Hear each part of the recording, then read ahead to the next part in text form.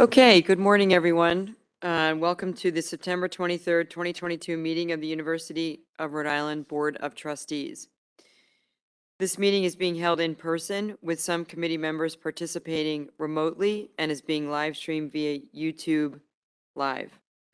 At this time, I will ask Board Secretary Michelle Carreri to conduct a roll call attendance to determine if a quorum is present. Please clearly respond present via WebEx or present in person when your name is called. Margot Cook, Present in person. Mike McNally, Present in person. Karina Edmonds, Present via WebEx. Mike Fascitelli, Present in person. Charles Fogarty, Present in person. Christine Heenan, Richard Humphrey, Neil Kerwin, Present via WebEx. Matthew Lenz, Robbie Luna, David Moderano, Present in person. Courtney Nicolato, Present in person. Vahid Onjazieri, Present via WebEx. Susan Petrovis, Jay Plasenzia, Present via WebEx. Tom Ryan, Armin Sabatoni, Present in person.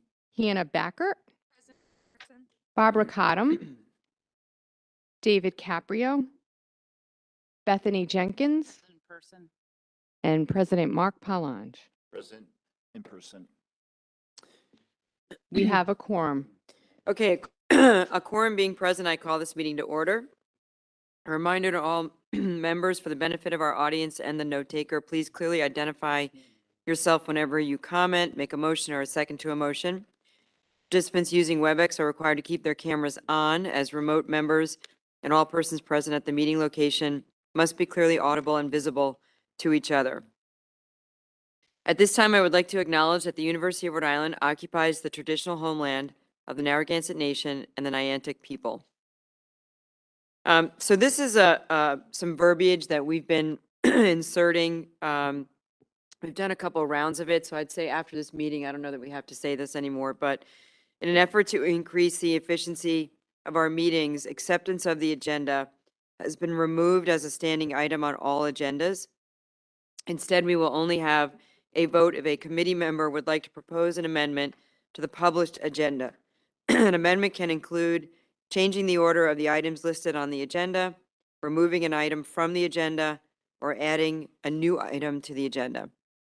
Consistent with the Open Meetings Act, the committee may only add additional items to the agenda for informational purposes, and those additional items may not be voted on except when necessary to address an unexpected occurrence that it requires immediate action to protect the public or to refer the matter to an appropriate committee or to another body or official. Any proposed changes to the published agenda will require a motion and a majority vote. Are there any proposed changes to the published agenda? Okay. Hearing none, I'm moving to agenda item 1, which is approval of the minutes. May I have a motion to approve the minutes of the August 4, 2022 board meeting? Any discussion? There being no discussion, I ask for a voice vote. All in favor, please say yes. Yes. Yes. Any opposed? Any abstentions? Okay, the motion carries. Madam Chair, just in case, I'm not sure who made the motion. It seems like there's one side of the room we can't hear on this. The microphones may not be on. Okay. Christine Heenan.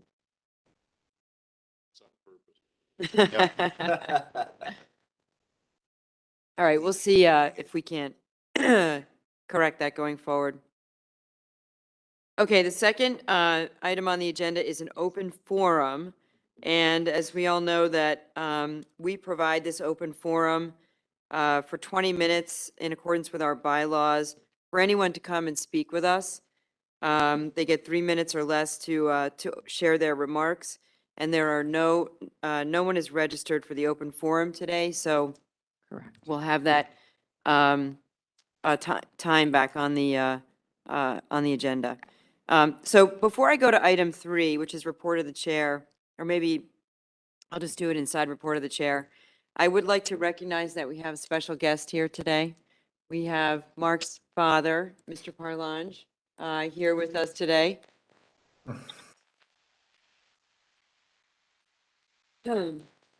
And we don't know what you did raising him, but you did something right. He's turned out okay. It's good to have you with us. So report of the chair, I just have one item to talk about with regard to, we call it standing committees, but this is really about the discussion that we had at the last meeting about potentially pulling out research and making it its own committee. And so over the course of the last few months, Mike, Neil, Mark, and a few others and I have gotten together to talk about what would that charter look like? What would the responsibilities be? And with Neil and Mark's guidance, who have the most experience at this, we had options of pulling it fully out and forming its own committee. We had another option of making it a subcommittee of the Academic Affairs Committee. And what we landed on was to leave it inside the Academic Affairs Committee, but to make it a stronger, more focused part of what that committee spends its time on. And so Neil was very helpful in drawing out what the responsibilities would look like if we really focus on research. And where we are right now is that we'll come back in November. I want to pass this by the governance committee too, is to leave it inside the Academic Affairs Committee, but to insert new language into that charter that really lays out what it means to focus on both sponsored research and research across the university. And so as a result of that, there will probably be some changes to committee structure, people on certain committees. I know we're also working with Christine on pulling out the relevant parts of the advancement committee and then disbanding that committee. So we'll have some shuffling around of committees, and frankly, it's probably time to do that too, since it's been a few years of people sitting on those committees. But we'll come back with a draft. I'll be in touch with you between now and November to talk about what it looks like. But I think this is a good solution to focusing more on research, which is such an important part of URI as a research university. But as Neil has pointed out, having it fully pulled out from academic affairs didn't make a lot of sense because they're so intertwined. But giving it much more of a focus is really what we wanted to do. So we'll see how that works. We'll have time to talk about it again when we talk about governance issues. So I think we're all sort of just trying different structures to see if we can align ourselves with the strategy of the university. So we'll come back with more on that in November. Did you want to add anything, Mike? No. Okay. Neil, anything? No, I think you've captured it well, Margot. Okay. All right, so that's all I wanted to cover in the report of the chair. So why don't we go to item 4, which is report of the president. And here, Mark is going to go through several really important topics, including where he is on the strategic plan, the rankings that just came out, the bond campaign, federal opportunities, and then the George and Ann Ryan Institute. Before Mark kicks off into the strategic plan, this is not the final plan. The board has the opportunity to sort of, have its viewpoints heard and continue to evolve it. Mark will come back in November, and then we'll vote on the strategic plan. So we'll have some time to really understand it. I know we just got it in its form yesterday. Mark will run through it. We'll have some time to talk about it, and then we can take a vote on it in November. So with that, I'll hand it over to you. Okay, thanks, Margot. I think I will go up there because we have slides.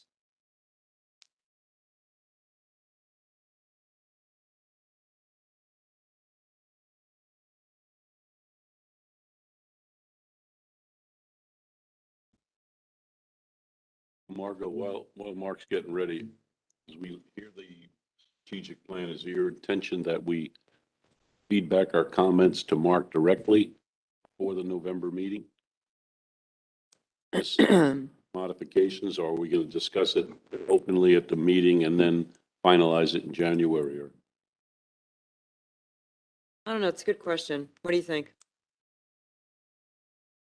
I think we could feed it back to Mark and then have a fulsome discussion in November from people's comments. He can distill it down and,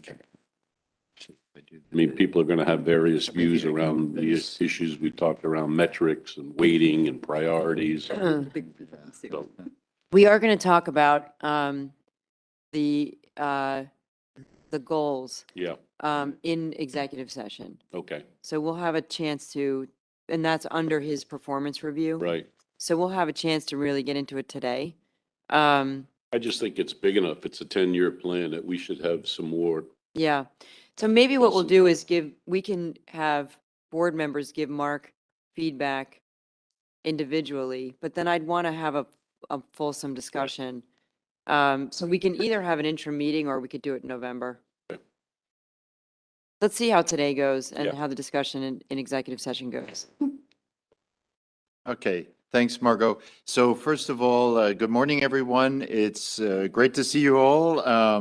I just want to say that yesterday's day was very special for the university. Just your participation and all the energy that was brought was really well received. Very kind messages from many people here, Margot, Tom. It was 280 miles, Tom, but who's counting? Laura, Grace. It was just wonderful, and then to see friends near and far that came out. So that was very special. So I really appreciate the support.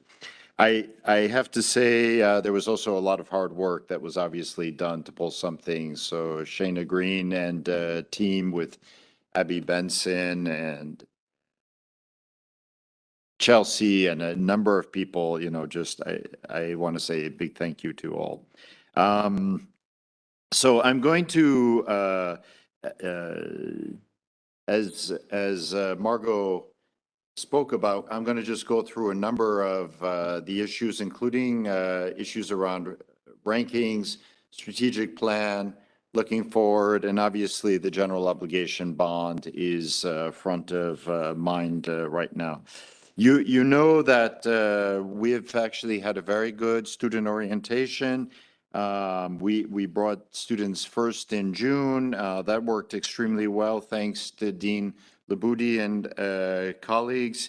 We have had really a great startup also for talent development this year. We have about 5,400 students living on campus. We've had 150 events. It was pretty busy, pretty exciting. We have over 3,300 new first-year students. We have more than 500 new transfer students, over 600 new graduate students, and obviously a student body that is staying around the similar numbers, over 17,000. And so I always show some updated pictures. There are a lot of activities, of course, going on around the general obligation bond. So just a couple of highlights. Well, up in the middle at the top was part of our new student orientation. We have kind of a commencement where all the first year students come on, and then we celebrate a few things on the quad. But on the top left, so you see Paula Bontempi, Senator Jack Reed, also Dean Anthony Marchese, Jim Langevin, Peter Snyder. We were celebrating there a really important plastics research initiative that's being supported at the university through efforts from our senator and our congressman. So that fits in the blue economy. On the bottom, actually, last week, was it last week? Yeah, time is flying. We had and I can send you the link, of course, or we can send the link after this, but there was a forum with the Boston Globe looking at the blue economy. So that's certainly staying up as a very important topic. We had the governor's debate, so we had all the candidates. This was now a couple of weeks back, and the Chamber of Commerce, and so it gave the University of Rhode Island an opportunity to talk more about the general obligation bond and the importance for the future of the state of Rhode Island around the blue economy. Just a couple of things about some formal leadership changes. Many of you have met him. Matt McDonald, who's here, is our new Vice President for Communications and Marketing. And Sean Rogers, professor in the business school. I don't think Sean is here, but is now Vice President of Community Equity and Diversity. And it's great to have them both on. We are still active, underway in search for a provost, a vice president for student affairs that's being chaired by Thor Bjorn. We're looking for a dean of the College of Business that's actually being chaired by Anthony Marchese, the dean of engineering. We're looking for dean of libraries. Laura Bove, our provost, is pushing that. We're looking for, we have Chris Hunter, I want to call out, is an interim dean, but is already doing a fantastic job for the University College for academic success. So things are going great. Look, as you know, our Build Back Better Regional Challenge Grant was not selected. It was extremely competitive. We are, in partnership with about 125 institutes, companies, other universities, nonprofits. So the groundwork has been laid, and we're continuing to work together, and we are seeking funding in more targeted ways for different parts of this. I want to mention that we have hired a new DC-based research consultants who will help us really pursue critical federal funding. And you've heard from me before, I believe that we have not been competing and getting well, you could say our fair share, but I would like to get more than our fair share. And I would like, because we're just extremely in an important position in terms of thinking about the blue economy. So we are going to be really trying to work to help faculty and and the leadership here to be able to go after federal Mark, funding. just before you switch, just a clarifying question. Peer-reviewed research, peer-reviewed funding or earmarked funding or both? Everything. Just So, consultant as a lobbyist or a research strategist? yeah, so this is a lobby firm so we send out an RFP. We've had a firm that was actually selected by the previous president that was working with the university for quite a long time.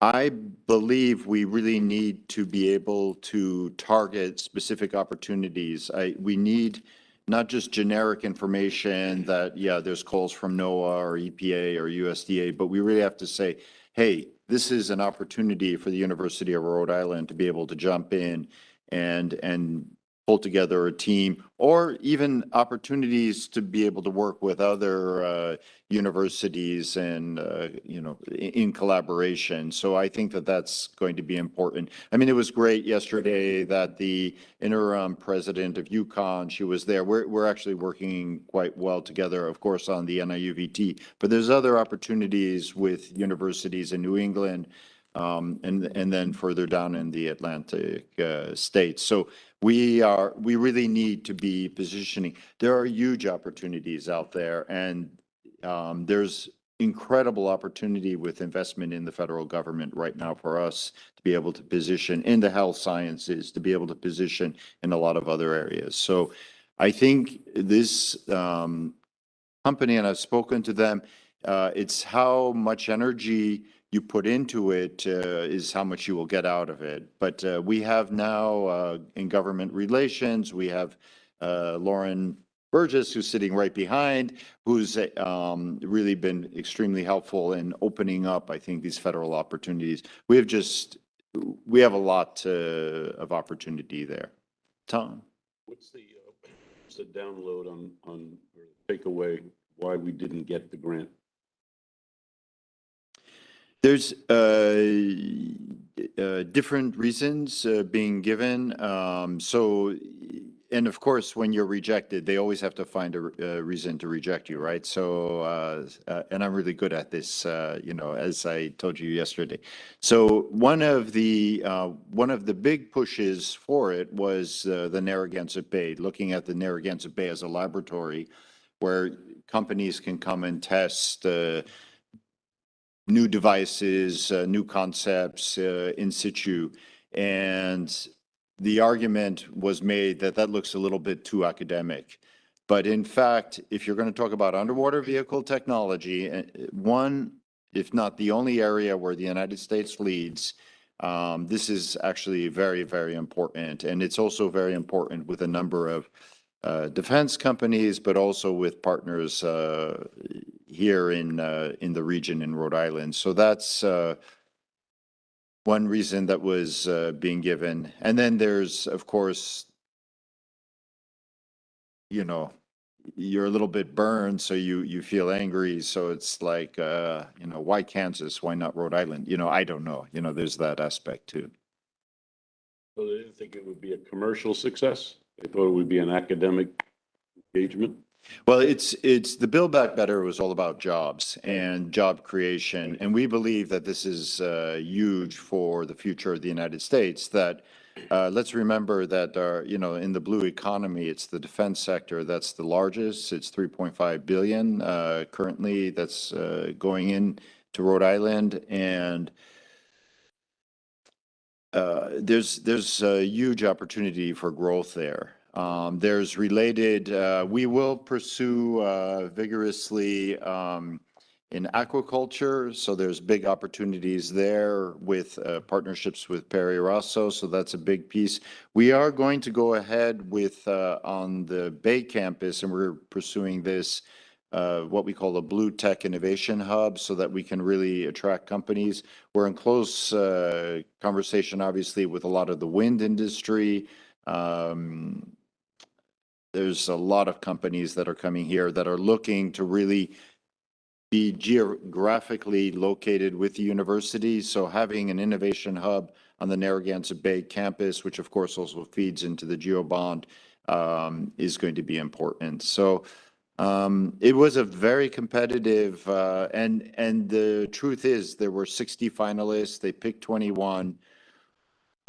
There were probably a lot of other very, very, very good proposals that were not funded at the end.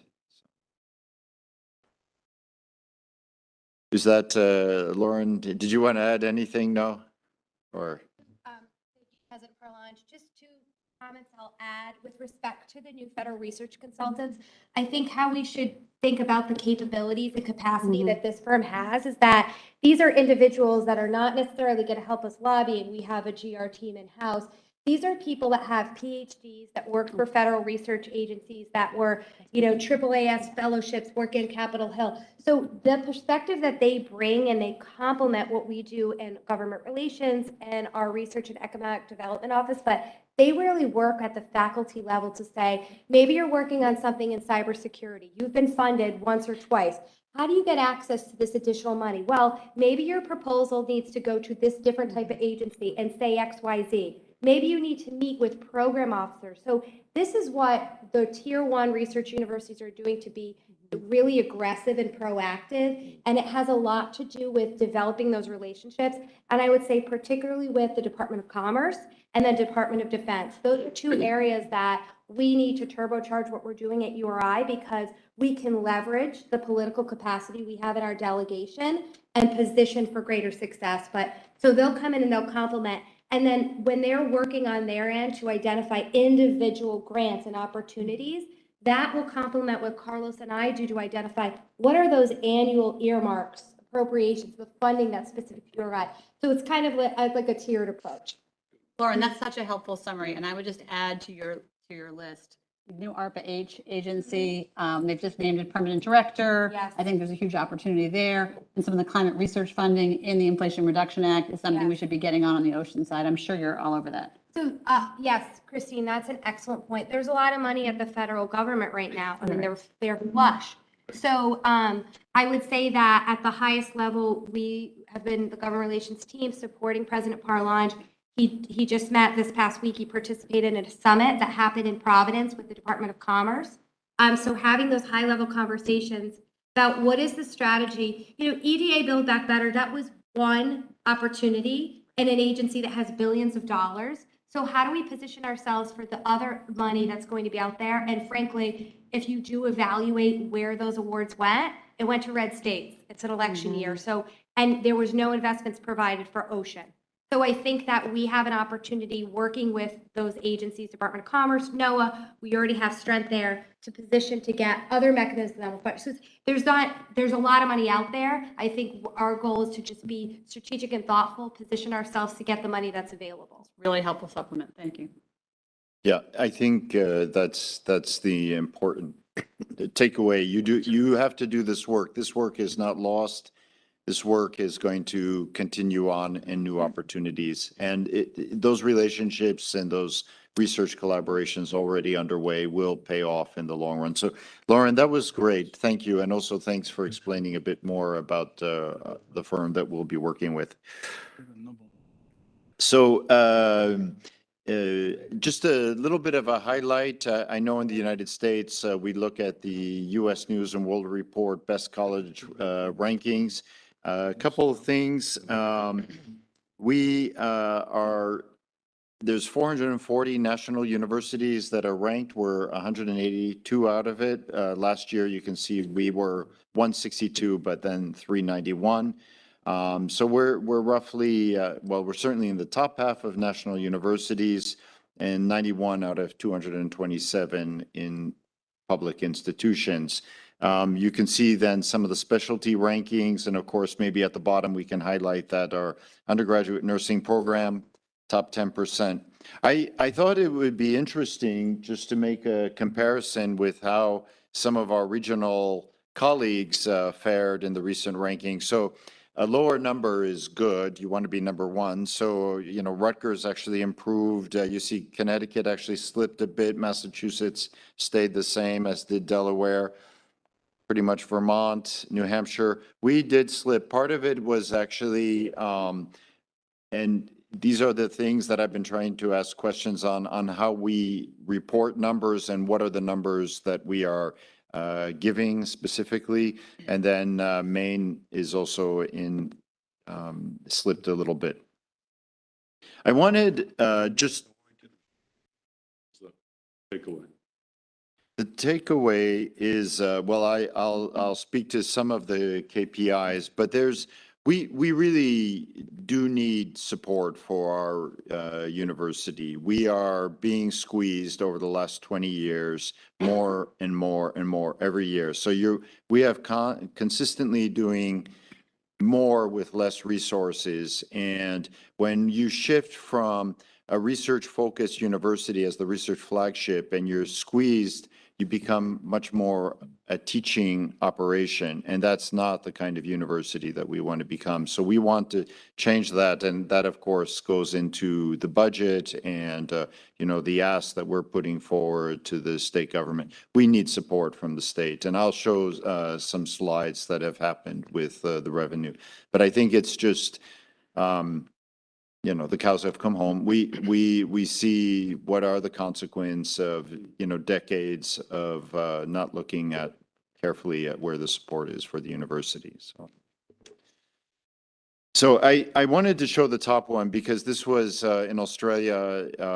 You know, Australians love sports and they like this ARWU ranking. So my job was to, as provost and at Monash, was we had to be in the top 100, and actually, when I was leaving, we had to be in the top 50. But this is the consequence of what happens when you have neglect. It's not only that our buildings and our facilities are in somewhat atrocious conditions, but it comes back in all these rankings. I can, if you want to know more in detail, I can explain them. But you know, the bottom two really look at publications and impact of your research.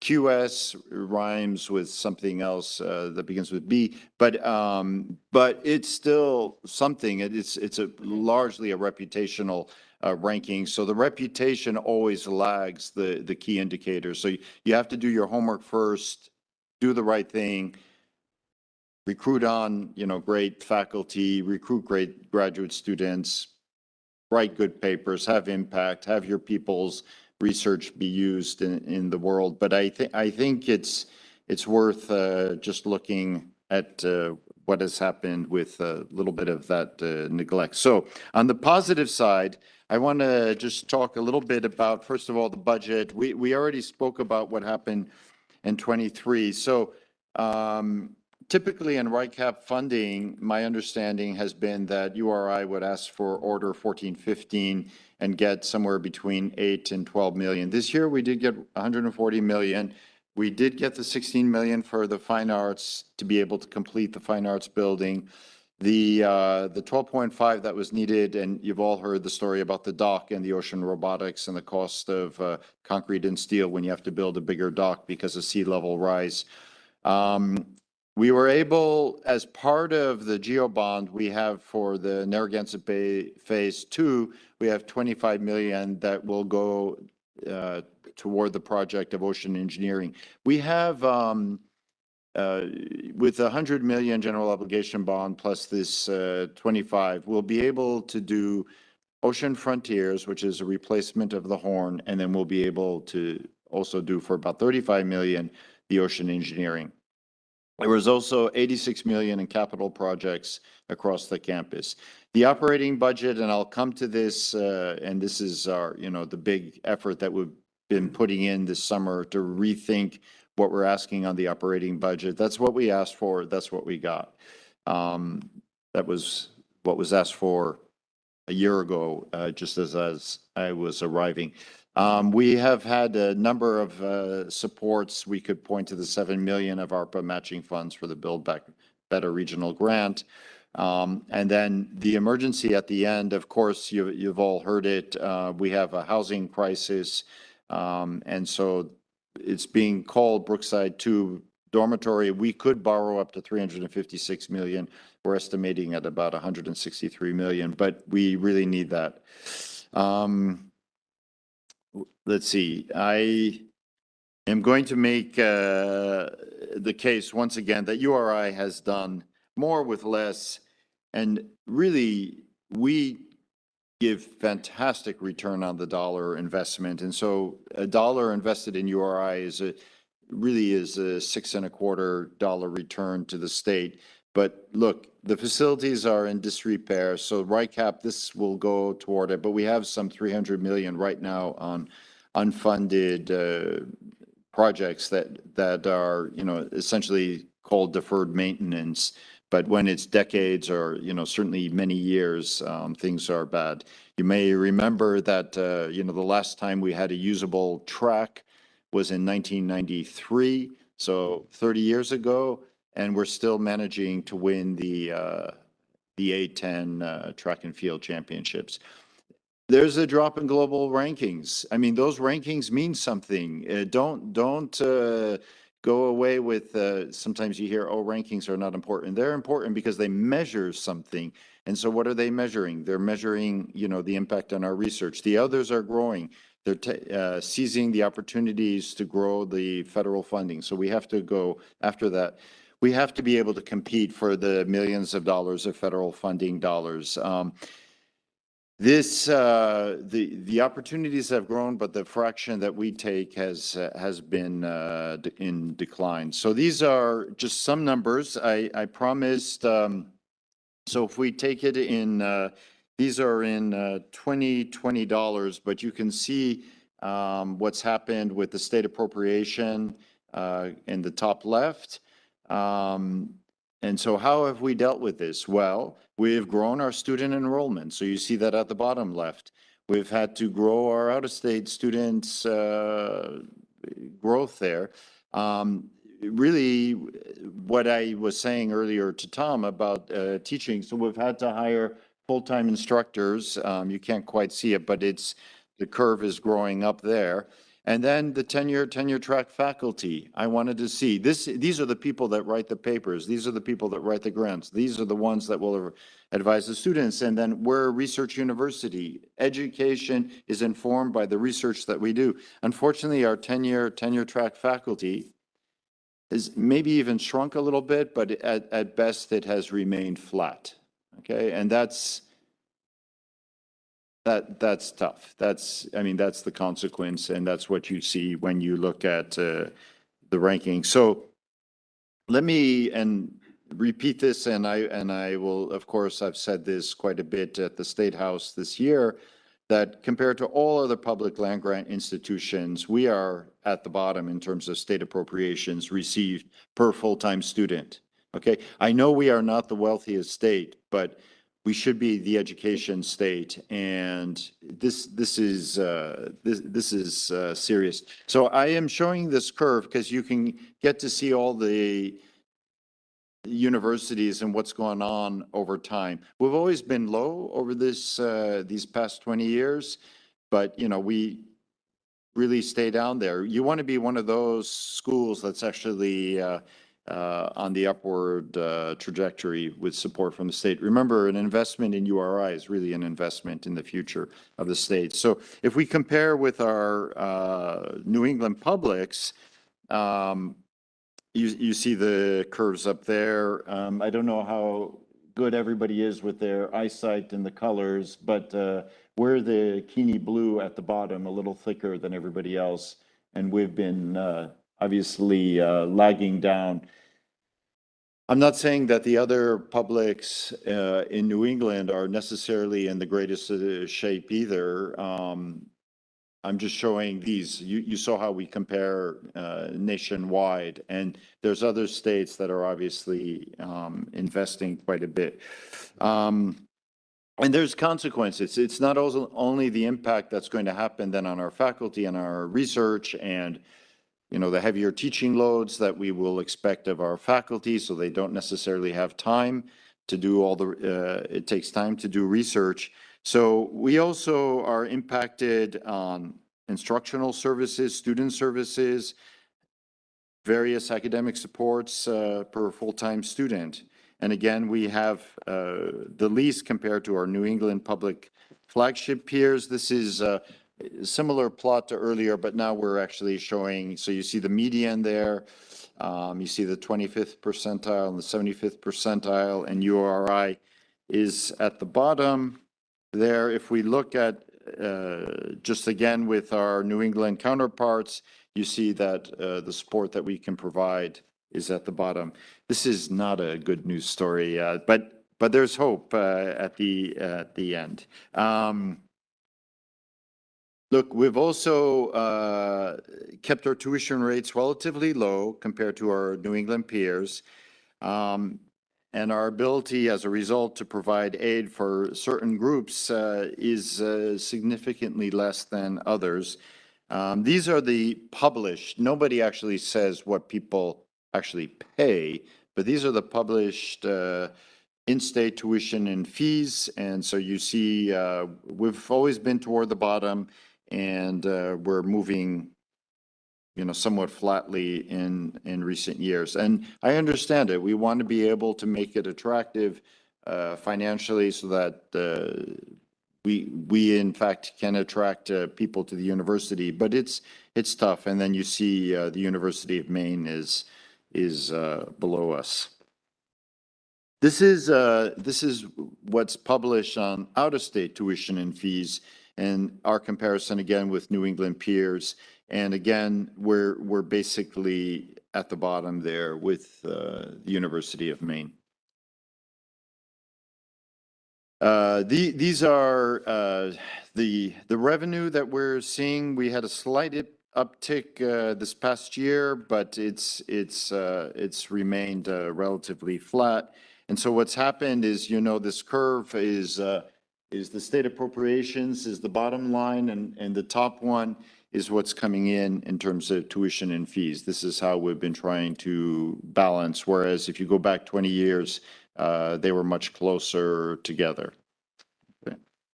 Now, this was, Christine, to your question the other day, this came out. This is from a foundation called the Texas Public Policy Foundation, and they call themselves a conservative think tank. And their argument was actually most state universities, flagship research universities, are in fact doing quite well, except for 5. And of course, we noticed immediately that one of the 5 was Rhode Island. And so we decided to see where we were on those 5. And yes, indeed, we are at the bottom. So these are basically the annual change in state funding per student by state. And nationwide. I guess if you're not first, you may as well be last. So, but I think it really speaks to the investment that we're hoping and we're going to be asking for. We're submitting, by the way, next Friday. Big thanks to all my colleagues who are working fiercely to be able to submit the budget in time. So they will be working nonstop through the weekend to get that ready. So can you go back to that chart? So this is the annual change. And do we have any data that shows a longer time frame, or this is just year over year? Yeah, so this is year over year. So this is fit through, in fact, I don't know how many years. It's probably over the last. Oh, John, yeah. SHIO data, State Higher Education Executive Officer Organization. Every year they conduct a chef survey of finances. And so the Texas Public Policy Institute took the SHIO data. If you go to the SHIO website, you can pull up what they do with it. It's over 25 years of data. It goes back to I believe the Texas Public Policy Institute started theirs in 1983. So this is from 1983 to fiscal year 20. Okay. And it's a annualized rate of change over that time. The SHIO data and SHIO came out with a response to this study to say that because of the way the Texas Public Policy Institute did this, it's actually, the picture is much worse for everybody, but the general order that Right. they're assigning here is the same. Can you go back one slide, Mark? So it's basically the denominator matters here because you'd never see that for West Virginia or Mississippi or other states that we started at a decent place and have eroded. And if you look at the next slide where Mark was, most of the New England peers we'd consider aspirational peers are all in that top 10, right? So we got, Mark, am I right? In 2000, we got 150 million from the state. 20 years later, we're getting 90. Yeah. So that's I Yeah. mean, And the enrollment, so. But Massachusetts, Connecticut invested at a higher level, continue to invest more. it's a good job for you, Matt.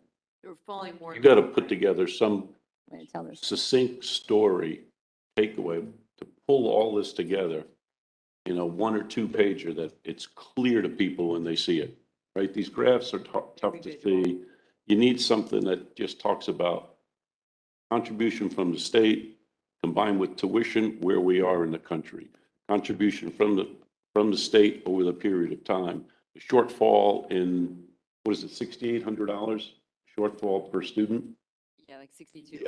Yes. All right, or whatever they- the- but I mean, that's a good some- estimate, Some yeah. actual dollars and cents and how we've kept tuition down versus others, in-state tuition and out-of-state. In-state tuition, room and board is $30,000 now. So Yeah. you can't keep, it leads you to the conclusion that you just can't deny it. Now, how we get it and how the state sees it, but at least everybody will be on the same page. May not agree how to get there, but everybody needs to understand there's a shortfall. I'm not sure people understand the severity of it. That's all I'm saying. It's very serious, but in fact, to your point, Tom, I'm still unpacking this now with, John Stringer, with a lot of colleagues, and it's good to have data that just shows how you're doing against the rest of the country too. Just need to craft the story. Yeah. Is this just hard line item budget money, or this also, each state is included in, let's say, maintenance money or the geo bond type of money? Is that all that factored in from every state, or there's different formulas there? It's the way SHIO conducts the survey. I'd have to confirm this, but I don't believe geo bonds are included. But it is consistent across all the states. So it's asking for the same information from every state. I believe it's mostly straight appropriations plus performance funding. And I'd have to confirm that, and I can get back to you on that. But Would be helpful. Yeah, maybe I should not be quoted exactly on this, but for example, Connecticut, I know that they have received for infrastructure on their campus some $2 billion over, I think it was a 10-year period. So they have really So it's not surprising when you go to visit Yukon that they, I think the story is not just for the State House, yeah. for the electorate. Well, it's for the Rhode Island population. I don't, people just, it's not their job to understand it, right? But if we shed some light on it, and can't deny the issue, so we need to get that out to the million people in the state to understand it. It's an interesting point, although I wonder, I wouldn't connect it to the bond initiative for November, because you wouldn't want to risk people thinking we solved it, yeah, okay, I'm just saying, yeah. When we do it, maybe we don't do it during the bond. Yes. but No. When we do it is a discussion, but not should we do it. 100% We agree. got to get this out. Look, in so many different ways, again, we're doing great, even though I present a somewhat rough story. We have been able to do a lot with what we've been able to receive. I think that with an investment here, I can see we will generate revenue for the state of Rhode Island. We will attract companies. We will be able to create jobs, and it will be transformative for the state. So going back to being a top-tier public research university means more companies will want to work with us. Obviously, come here to hire our students. We know that many companies are desperately looking right now in Rhode Island for graduates, and this will actually grow our research and really grow the state of Rhode Island. So a little bit about the GEO bonds. And so it's a combination, the 37.5 million in RICAP funding, well, 12.5 of that is for phase one, so the dock and the ocean robotics building. Most of it is the $100 million bond plus the 25, and RICAP is for two projects. It's for Ocean Frontiers and Ocean Engineering. We have had asks in 7 million for the core lab, and 1.8 for secure facility. I can see the Narragansett Bay campus really becoming a flourishing part of the state, and really that integrator and bringing together. It really will stand out as a hub. And these are the things you really want to do that get into your reputation. You want people to talk around the country and around the world that URI is doing something special, and it's really growing its marine sciences in the broadest sense. So obviously, there's a lot of good things that will happen, and when we get there, we will be attracting global companies, students, faculty, researchers coming here. So we have a little sticker, vote yes on one. We are, Matt, did you want to say anything to this slide? It's actually very helpful that we have some of the experts here. We're working right now on consultants who are doing a survey.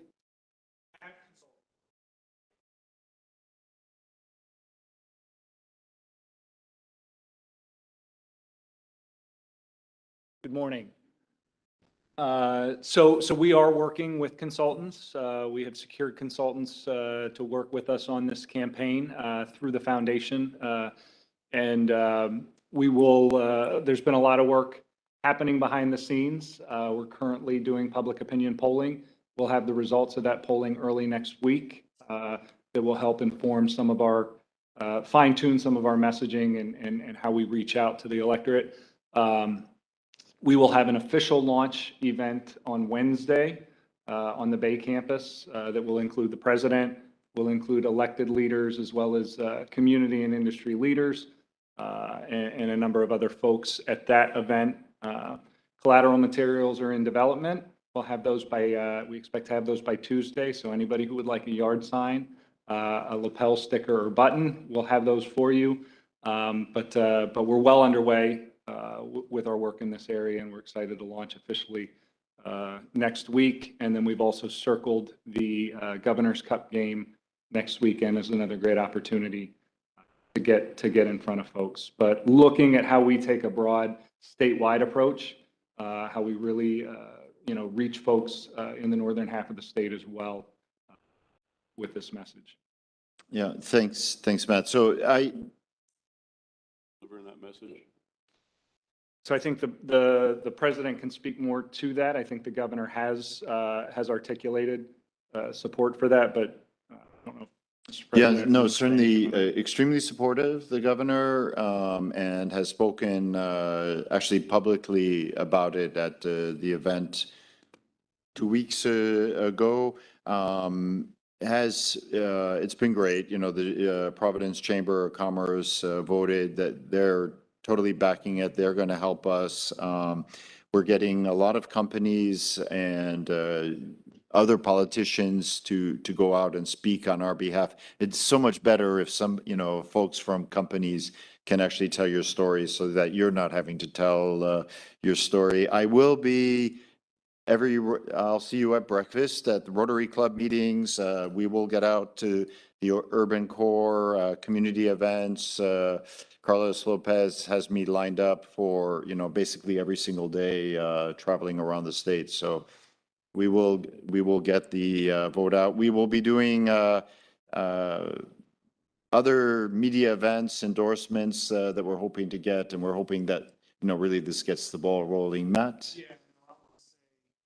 on that topic as well, we've got from a communication strategy and kind of an ad buy strategy, we're taking a broad approach there, leaning more on social media than we have in the past to reach folks. But we also do have paid TV, print, social, also an aggressive earned media strategy that we're enacting as part of this as well, trying to take a full comprehensive. Matt, you and I have talked about this, but I know this is a sprint. You've got 6 weeks to get this done. I would just say when it comes to bringing Mark around to editorial boards, it's a real broader opportunity on URI and telling URI stories. That's what I was just saying, but I think when you're sitting in front of an ed board or just an editor of a paper like the Warwick Beacon or the Cranston Herald or out in Lincoln or over in the East Bay, talking about URI more broadly and the case for URI, this is a real opportunity. No, And I think you should assume board interest in things like your kickoff event, things like lawn signs. I think letting the board know about events like that, people will make an effort to come. no, it's a great thing. Still active in this? Yes. They are? And they have some clout? Yes. At some point, we should do a RIPEC presentation on this. Not RIPEC dinner. the bond, but the whole public expenditures and where it's putting URI. Your annual meeting is in a couple weeks. You had a question here, Bethany? Yeah, just a quick comment. This Saturday, there's a big public event for Science Saturday at the Bay campus. And you may have already been on top of this, but at least this should be front and center because there's lots of folks from around the state that bring their kids for this huge public open house. It is, yeah. And we will have collateral materials there and we will be engaging that audience, but it's a great point. Thank you for that. I do also want to, I know that Lil and her team, the foundation has been incredibly generous and supportive of this effort. So I do want to be sure to acknowledge the foundation as well and their support.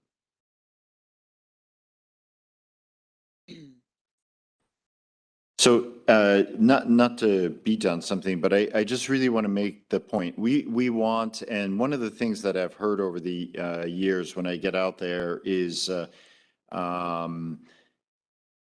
people love Rhode Island. The graduates want to stay in Rhode Island. We want to be able to create interesting jobs for them in the state of Rhode Island. And so this came out in the Washington Post last week.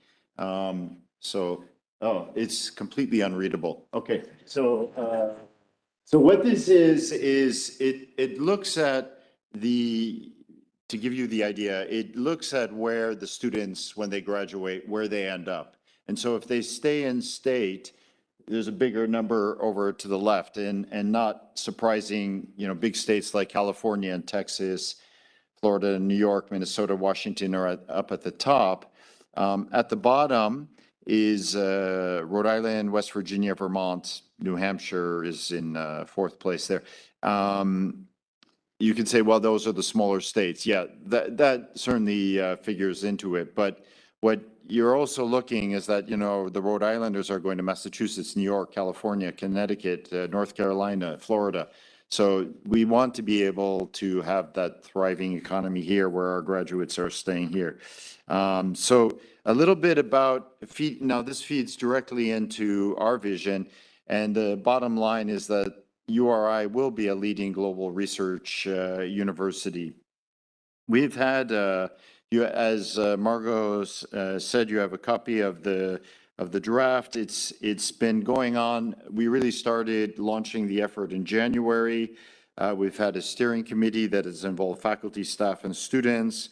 We've collected 800 pages of feedback. We've had community forums with faculty, staff, graduate students, alumni, a lot of community meetings, boards, foundations, and then there's, of course, online mechanisms for feedback. And we have basically 4 distinct strategic priorities and then a lot of detailed goals and actions. I'm not going to go into all the detailed goals and actions, but certainly our strategic priorities are: first, we're recommitting to our land and sea grant mission and to the state of Rhode Island. That is so important, and that theme, you hear it all the time. An investment in URI is an investment in the future of the state. We are interested in really cultivating and strengthening our student experience here, and we really want to build that engaged learning environment. There's a lot of things we can do, and we're also getting out, talking to companies, talking to government agencies, NGOs. There's a lot of opportunities for students to have those experiences, and of course, our graduate students. We are then really around priority 4, there's a lot of work that's going on around the people in the community. And then finally, the last one, and often you don't see this in strategic plans, but I think it's something that we have to address, is really the institutional health and how we function as a university. And so there's plenty of things to do there. So I'm going to give some examples because Mike Fascitelli is here, and he always asks this question. So Mike, this is for you and everybody else, of course. But so how are we going to measure, or what are our key performance indicators that are going to come back and look at how we're actually having an impact? And so there's a number of things. I showed those rankings. So we're going to look at our publications, what's going on in the Web of Science in terms of our core publications. We're going to look at our citations. One of the measures, and this is the Leiden ranking has this, is it looks at how impactful is your research. Are 10% of your publications ranked in the top 10% of the world, or are 20% of your publications ranked in the top 10% of the world? That's how they do those rankings. We're going to look at our grant submissions, how many we're submitting. We're going to look at our successful grants. How do we support our faculty? We're going to work at making, and Bethany has spoken about this before, and Peter Snyder, who I don't think is here right now, but we're going to support our research office better. We're going to grow the number of formal partnerships that we have. And then, of course, there's measures that come out in terms of our research expenditures. This is I'll just show you what you get out of the Web of Science. On the top left is our publications. And on the right is the proportion of your papers that are ranked in the top 10%. There's different ways. You can look at the top 1%, top 50%. But you really want to have, ideally, more than 10% of your papers counted in the top 10% impact in their individual field. So it's not just nature and science, but it's all, your specific fields. And then we can, of course, look at citations. So these are things that we will count and that we will measure. And to be honest, I feel like I'm back in 20 years ago joining EPFL. And we started talking about exactly the same thing at that time. We were going to measure these things. And I remember Leiden was just coming out and we invited them to come for a retreat to talk exactly about this kind of result. It's important. Yep. Christine had a comment. Oh, Okay, I'm sorry.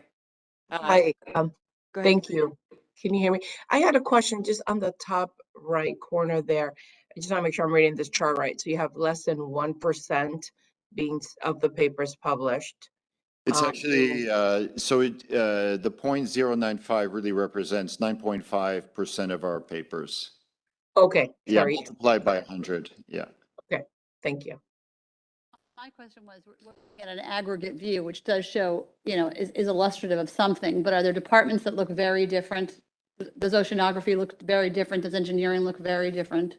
No, so that's the interesting thing about this study is that sure, it's aggregated for the university, but it goes field by field. So you'll have water resources research, you'll have fluid mechanics, you'll have combustion, and even in life sciences, it will go very specific. It'll be microbiology or even it'll be neuroscience. It will be so field by field by field. And this is actually, when you see the ones that are up there, you're not surprised, Look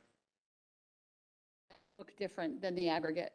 It would be useful, maybe not right now, but just to know where the green shoots are. To be honest, nothing really stands out. We're pretty consistent across. When we publish, this is fairly consistent across all fields.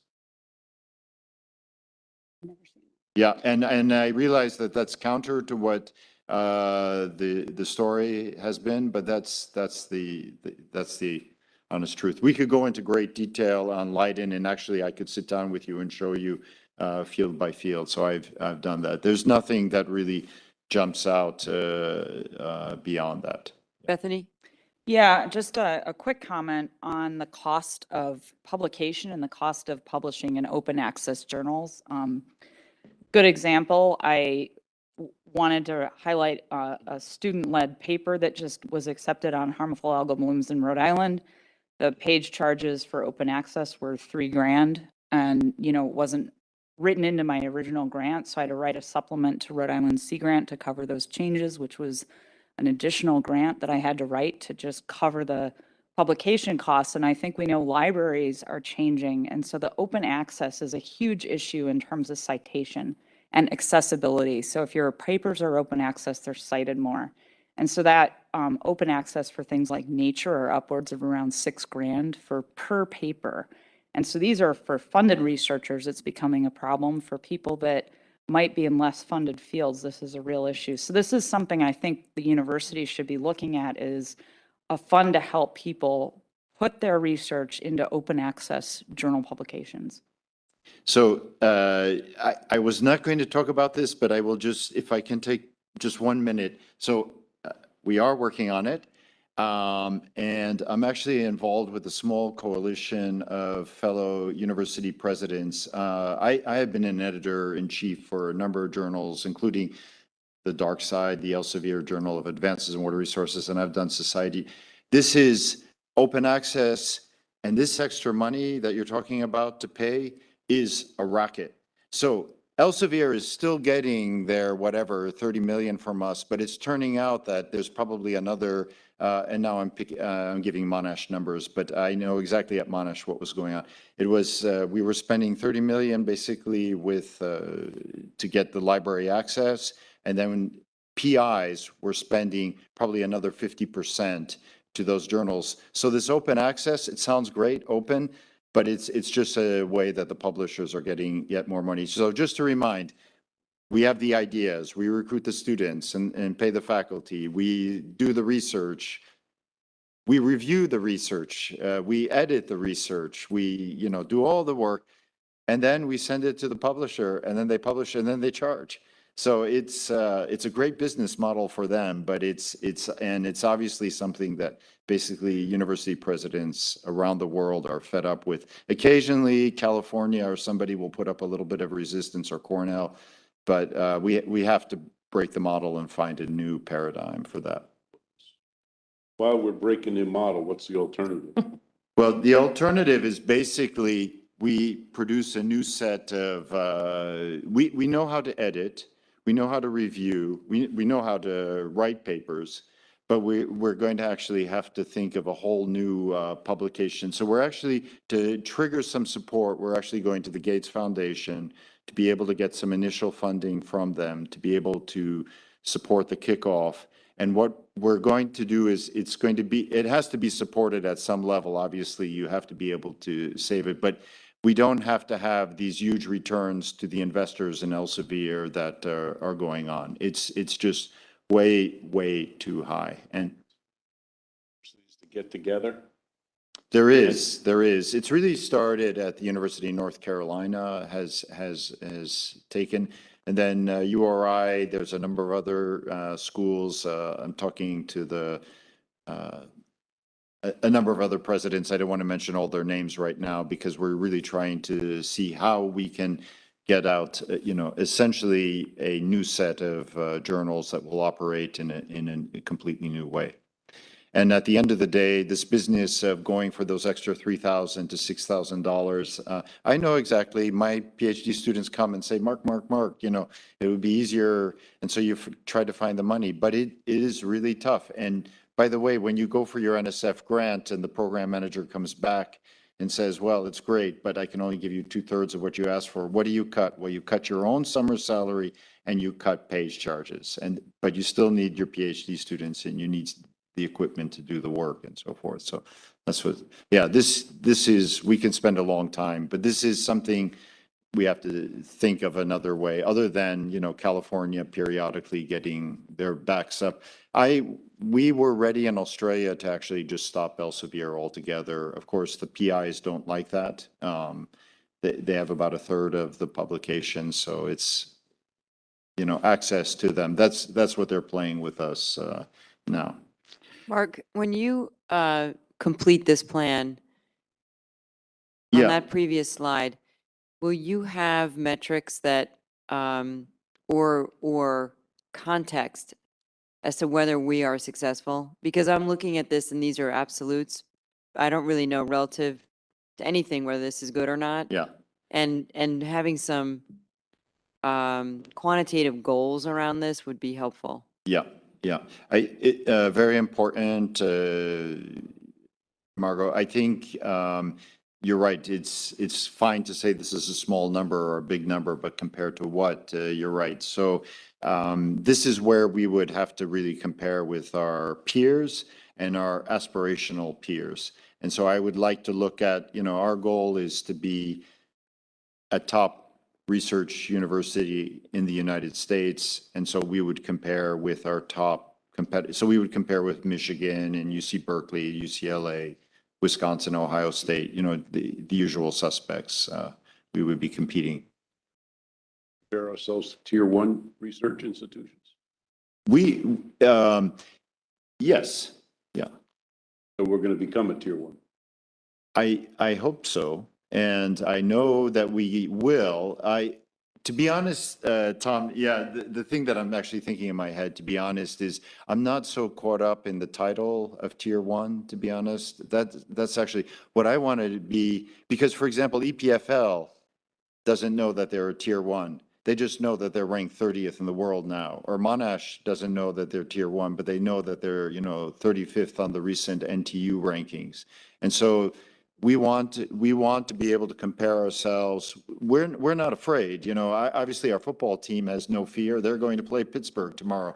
And so I want to be able to be in the same conversation. Obviously the scale is not going to be there, but what we do will be very high quality. We're not going to be, we're not going to become a 60,000 student campus. But what we do, and these are the ones, by the way, the small schools, obviously the ones that really jump out are Rockefeller and Caltech. And they're very pointed. So I think Rockefeller would have 34% of their publications actually appear in the top 10% cited in their fields. That's not what we're doing. We're looking at public. University, it's like a UCSF or something. I mean, we wouldn't look to that as an aspirational peer in any sense, right? That's right. That's right. Yeah. So our aspirational peers are the top state universities in this country.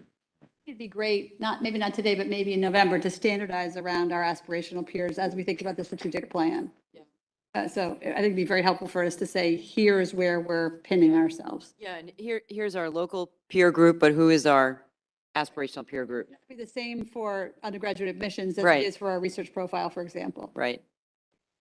think John wanted. Yeah, if I can just speak to that real quickly. That is part of our strategic plan process, is developing that new set of peers.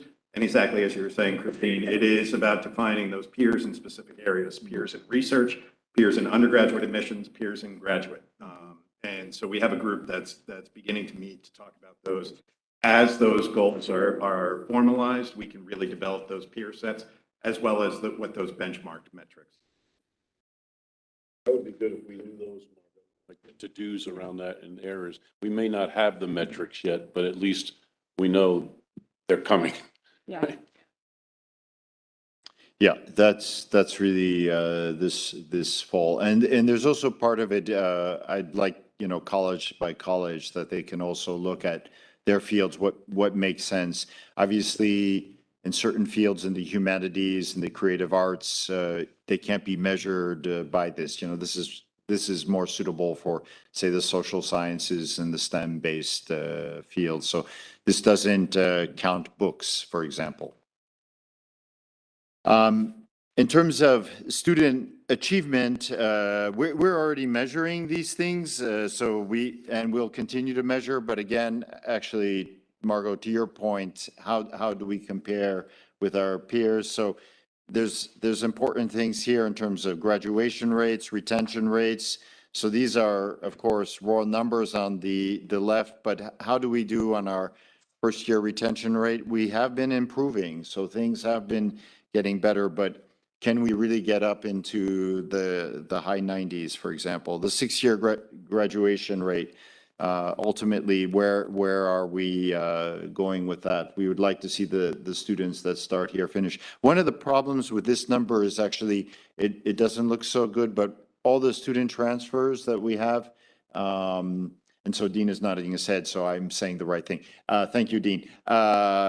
Basically all graduate at 100%. So the students that come in second year, basically, but then they don't get counted in this. So we should probably break that out. The third is really looking Mark, at. Karina has a question. Oh, I'm sorry. All right. Yeah, thank you, Mark. A few years ago, I remember that URI had a program to bring folks that had not received their degrees back. I forgot what that program was called. It was when I was part of the foundation. And just wondering if that program is still in existence. Yeah, thanks, Karina. And Dean, this is this is you. Yeah. We've had over 600 graduates, and we're actually working with the state on actually looking at expansion to people who have past balances and working on a new strategy as well. So it's still in existence and growing. Could you hear that, Karina? Yes, thank you. Yeah, That's yeah. great. No, so thanks for catching that, because that's important for us.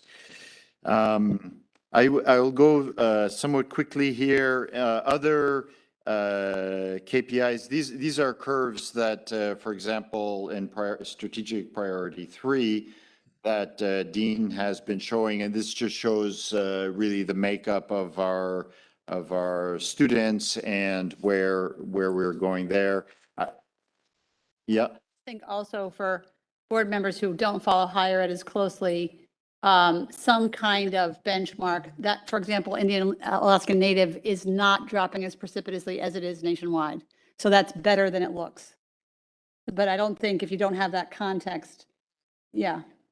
There's that, and then it's also 2 or more is actually what's actually picking up that drop. So that's actually what's going on there.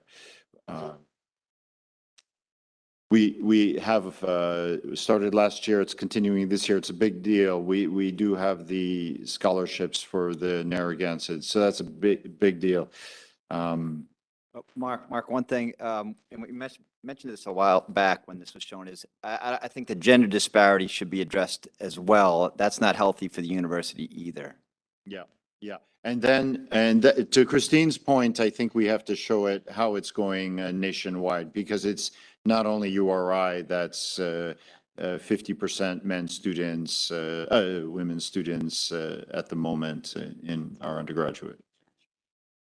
Dean, do you want to say anything to that, or to the point about gender?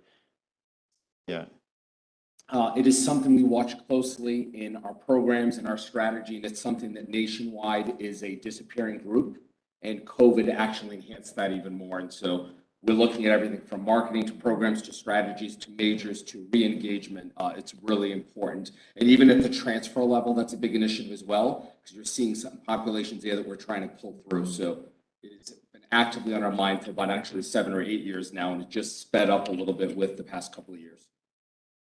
And there's other consequences for the university. You know, part of Title IX is looking at the makeup of our student athletes. And so that's part of the reason that the athletic director, Thorbjorn, brought on, and we're growing women's lacrosse as we speak as an NCAA sport.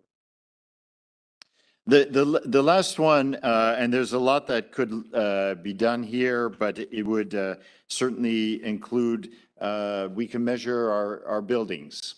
We could look at the deferred maintenance. We can look at the total revenue that's coming into the state. I've shown you plenty of things in terms of revenue per student FTE. We've had at least some benchmarking there, and then what we're doing in terms of instructional spending per student. So we're of course, the strategic plan, there's a number of details. We really do need to develop these KPIs, and then, you know, we really need to be able to, you know, slowly roll it out. But I think I want to thank everybody for all the questions and comments. This was actually quite helpful for me. So thank you, and happy to. Mike? Mark, thanks for the trying very hard on the metrics. I appreciate it. I think the whole board does, and I think the absolute and the relative. But one of the things also, I'd encourage you, you know, you mentioned Rockville. I've been on the board of Rockville University for forever. And, you know, they have a very defined peer group. They really, and they compare themselves relatively and nationally on papers, on citations, Harvard use medical things, Nobel Prize. Lots of metrics, but they also have areas that they want to be dominant in. They want to be in cell biology, or they've kind of done a strategic plan. This is the third or fourth one I've been involved in, but there's 10 areas where they say they're gonna. So you can't be everything to all people. So in these 10 areas, we want to be number 1, 2, or 3 in the world. And these we are going to play, but we're not going to be number 1, 2, and 3. So I would urge also in the plan. You know, one of the things is focus, and I think the metrics are great. As you know, I've been pushing on that, and I think that just like if you're on a board of directors in a public company, there's a peer group on how you perform your stock and compensation and so forth. So I think if we could develop what we're doing, and we could also get strategic areas of priority that we want to be in some way, that would be very helpful, I think, in this 5 or 10 year view. Yeah, and that's why we've really, so broadly defined, it's clear, it's the blue economy, it's ocean health that we are emphasizing, and that we will be a world leader in that area. So you're right. So, you know, obviously ocean engineering to oceanography to marine sciences to biological sciences, marine affairs, environmental economics, these are a number of the areas where we will really stand. And that goes back to actually the first, you know, our recommitment to the land grant and the sea grant mission, and to the state of Rhode Island, the ocean state. So that's, you know, I think to your point, that's exactly what we want to do. The things that I don't know if Dean Labudi, if someone wants to be in nursing, they can say this is a great nursing program, right? We want to make that even better, or do you want to try to make another equivalent to that? When people say they want to be in sports management, they think of Syracuse University or something like that. What identifies with every area and that school jumps out at you is like that. That's one of the choices. I think we need to get a few of those things like that. Yeah. Yeah. We've talked about this before, and it's a hard sell for you to the campus community. Because in the past, at least from outside looking in the past, we tried to spread limited resources across the field. And so we don't have enough. We don't go narrow and deep. We don't pick whatever the 2 or 3 we're going to focus on. Doesn't mean we leave the others, but we're not going to be the center of excellence for those. So it's hard for the people in those areas to say, okay, well, I guess we're not going to be the center of excellence in these, but that's the fact. You can't be all things to all people. I mean, Thor's got the situation in athletics, right? I mean, we're focused on men's basketball. It is what it is. We have, and women's basketball. So doesn't mean the other sports, saying this publicly, so it's a little tricky, but doesn't mean the other sports don't get resources. But when you think about who we're going to stand for, people think of the University of Rhode Island, they think of oceanography, pharmacy, engineering, nursing, basketball, blah, blah, whatever they are. And we need to make our best better. But it's a communication issue, I think, with the university. I mean, we saw it in the search for you, in the research issues that came up, arts and sciences, and but they understand that we raise more dollars for the university, it helps the overall community. You understand? Yeah. Oh, absolutely. It's Yeah. hard, Yeah. but I think what you're hearing is we need to get narrow and deep because our resources, at least at this point for the next few years, are limited. Yeah. I think Neil is. Yeah, I just want to underscore what Mike and Tom just said. I know it sounds like a long time, but 5 years isn't, not in the life of a university. And, you know, the distance that URI has to travel in many of these areas is going to exceed a 5-year limit and perhaps 10. I couldn't be more supportive of the identification of areas that have enough traction to get us to a point of distinction within 5 years. And I think also mention was made of our comparator set, for one of perhaps a better small subset is to be the best in New England, in a relatively short period of time for those selected areas that you land on. But I couldn't agree more. Tom said narrow and deep, and I really support that idea.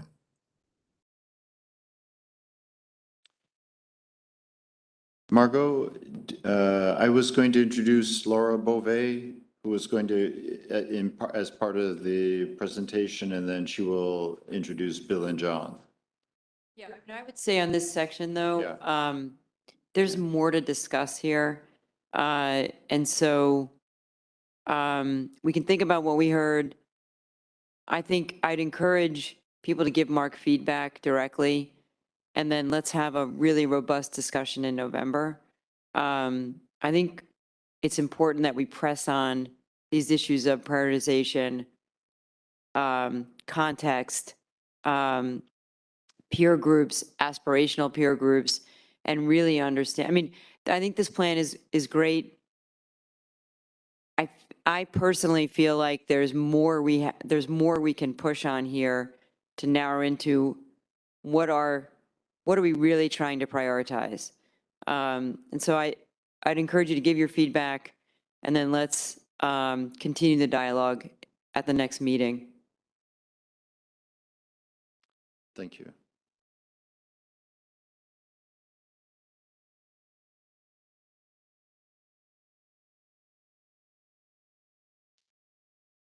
Thanks, Laura.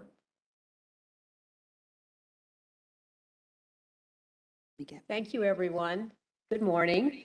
All of you know me. I am pleased today to introduce two people who will give you an update on our George and Ann Ryan Institute for Neuroscience. For those of you who may not know the history of this, the George and Ann Ryan Institute was established in 2013 from generous gifts from Tom and Kathy Ryan in honor of Tom's parents, and it focuses on Alzheimer-related diseases. And Bill and John are here today to give us an update on that, but there has been some history associated with the Institute over the years, and that is our founding director, Paula Gramis left in 2019. And then we had a short interim period of Paul Larrett running the Institute. And then John and Bill, who were recruited in 2017 because of their research expertise in these areas, agreed to take on the co-directorship of the Ryan Institute. They have been running the Institute and leading the Institute since that time. And we have done 2 searches, national searches. And what we have found out, there are very qualified applicants out there, very good leaders of different institutes in their own right. But we believe that we have the best leaders right here with us. They have kept the Institute going throughout, since 2020, I believe, is when they took over. So for almost 3 years now, they have been leading the Institute. They have been providing stability to the faculty. They have kept us moving forward on the focus of the Ryan Institute, and that is on Alzheimer's disease. And so we are pleased to have them here today to thank them for their leadership, for one thing, and to tell them that we would like them to continue in their leadership of the Ryan Institute. And part of that was for them to give an update to you today on where we are on the Institute. So I'm going to give a quick introduction of each of them, and then they will come up and give a short presentation. I know that we all probably are wanting a break by this time. So Bill and John both came in 2017, and we recruited them from Stony Brook University. And they have been very essential in their leadership and in their research of its own right in establishing the Institute's niche. Dr. John Robinson, our first candidate right here. He specializes in the use of rodents as models to understand human central nervous system function and dysfunction, particularly in dementias. He's the recipient of numerous teaching and service awards, including 2 State University of New York Chancellor's Awards and the Stony Brook University President's Award. And he's a former visiting scientist at Brookhaven National Laboratory and for the Department of Neuroscience at Karolinska Institute in Stockholm, Sweden. He has many publications, and we heard about that journal Nature earlier, and he does have publications in Nature. Dr. Bill Van Nostrum is one of the our second candidate there, is one of the field's leading researchers on the pathogenesis of Alzheimer's disease, cerebral amyloid angiopathy, and cerebral small vessel disease using biochemical, molecular, cellular, and animal model approaches. He's widely recognized for developing state-of-the-art preclinical animal models of disease that have provided key insights into disease processes and platforms for therapeutic testing and biomarker development. He has collaborations with Yale University, Stony Brook University, and Radboud University in Amsterdam University Medical Center in the Netherlands. Both of these individuals have worked together to develop new models of Alzheimer's disease, advancing our understanding of how modifiable lifestyle factors such as exercise and cognitive training can modify genetic dispositions for Alzheimer's disease. They have been very successful at getting NIH grants. In fact, they have 11 of them, and they do multiple publications together. So they are very complementary, not only in their expertise, but in how they have led the Institute. And I can't think of a better way to continue our progress in building the Ryan Institute by having John and Bill continue their leadership. So now I will hand it over to John and Bill to give an update on where we are and some of their vision and ideas for the future.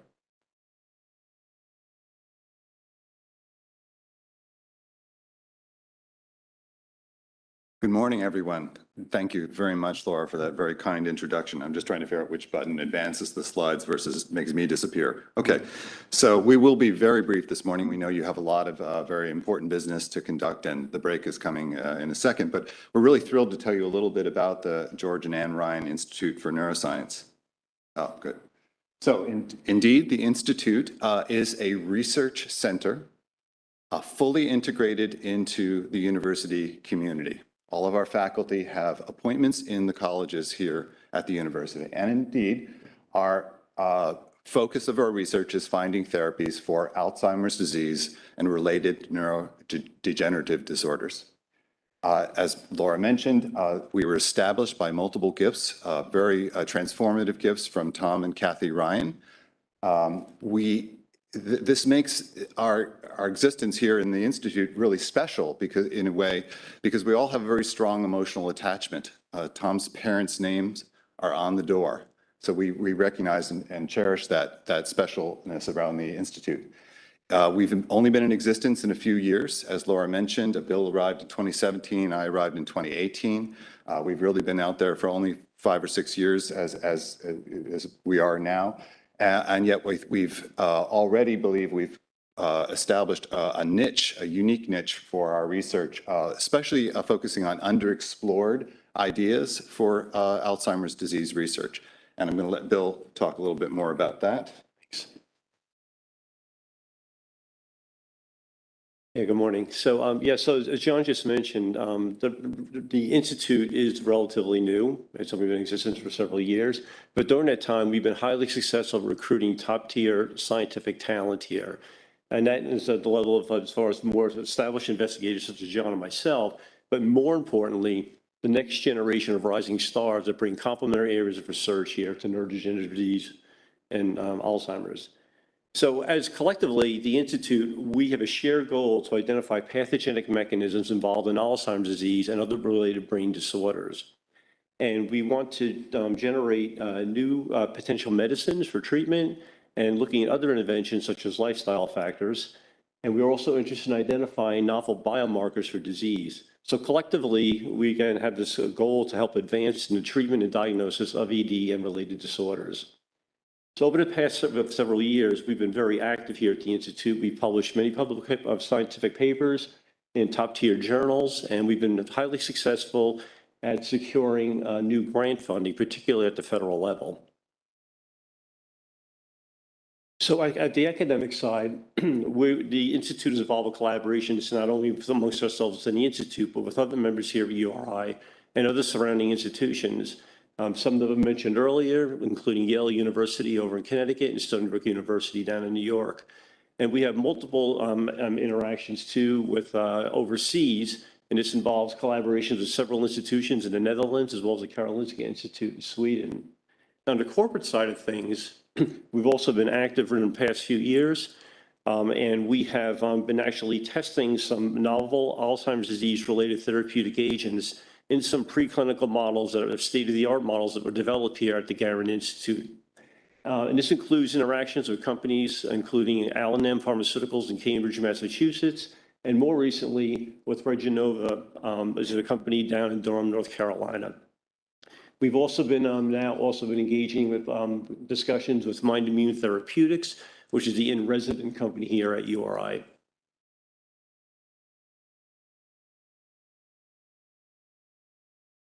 So really moving forward, we feel that we have excellent momentum in our short period of time being in existence.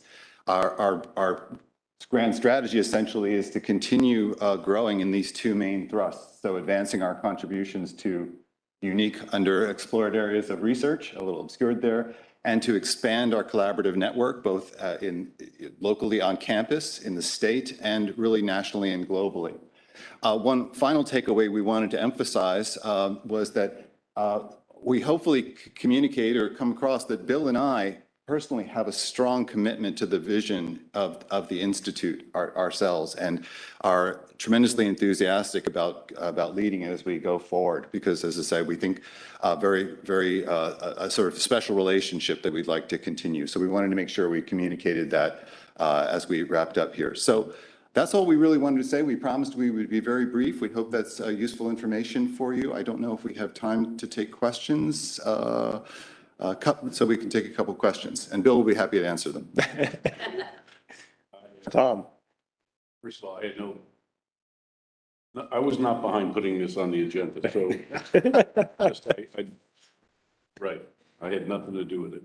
But now that you're here, I think it would be good for the board to understand. First of all, these two gentlemen have done an outstanding job, once again, with limited resources and an organizational challenge. as they did it, but they've done a fantastic job. But I think it would be good for the board, just 5 minutes on what are some of the rate limiting issues that you have around research, dollars, buildings, labs, vivariums, and that issue. And then the second, if you could give a primer on direct and indirect costs and how that affects grants. Just, I know it's a little tricky, but I think people need to understand it. Sure. So to address the first part, probably some of the things will be very familiar, both from the president's presentation and I'm sure Vice President for Research, Peter Snyder, has introduced them. I mean, so we are limited, like many bench scientists, by laboratory space, in particular vivarium space, since animals are a crucial part of, we do everything from biochemistry all the way to clinical work. So as those resources are limited on campus and need to be expanded, they do constrain the institute and its potential to grow. We're looking forward to also, since as you saw, we're small but mighty at this point in terms of the number of faculty. We've been hiring, we've accomplished a lot in 5 or 6 years. And again, some of the faculty have only recently arrived, and most of them are relatively, we think of them as rising stars in their career, but they're relatively new. And again, by being integrated in the campus, which is an important thing, they have teaching responsibilities as well and other things that would be expected.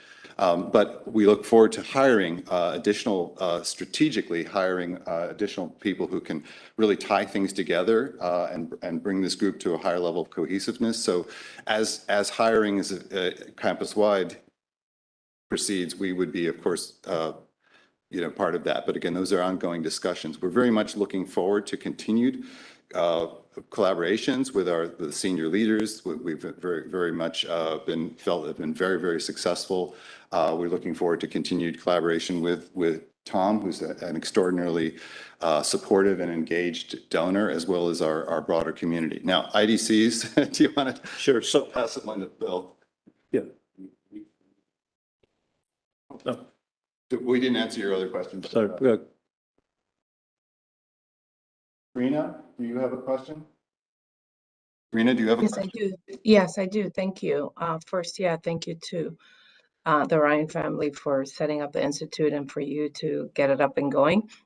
I just have one question. I didn't see a partnership with any hospitals.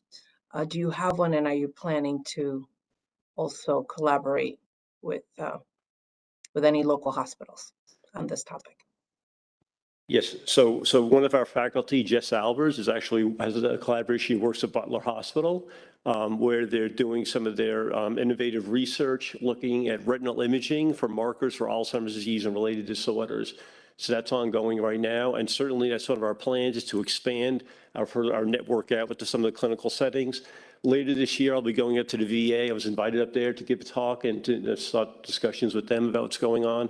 And we'll also be reaching out very shortly to Brown, as well as to that network as well. So we definitely want to expand in that front as well.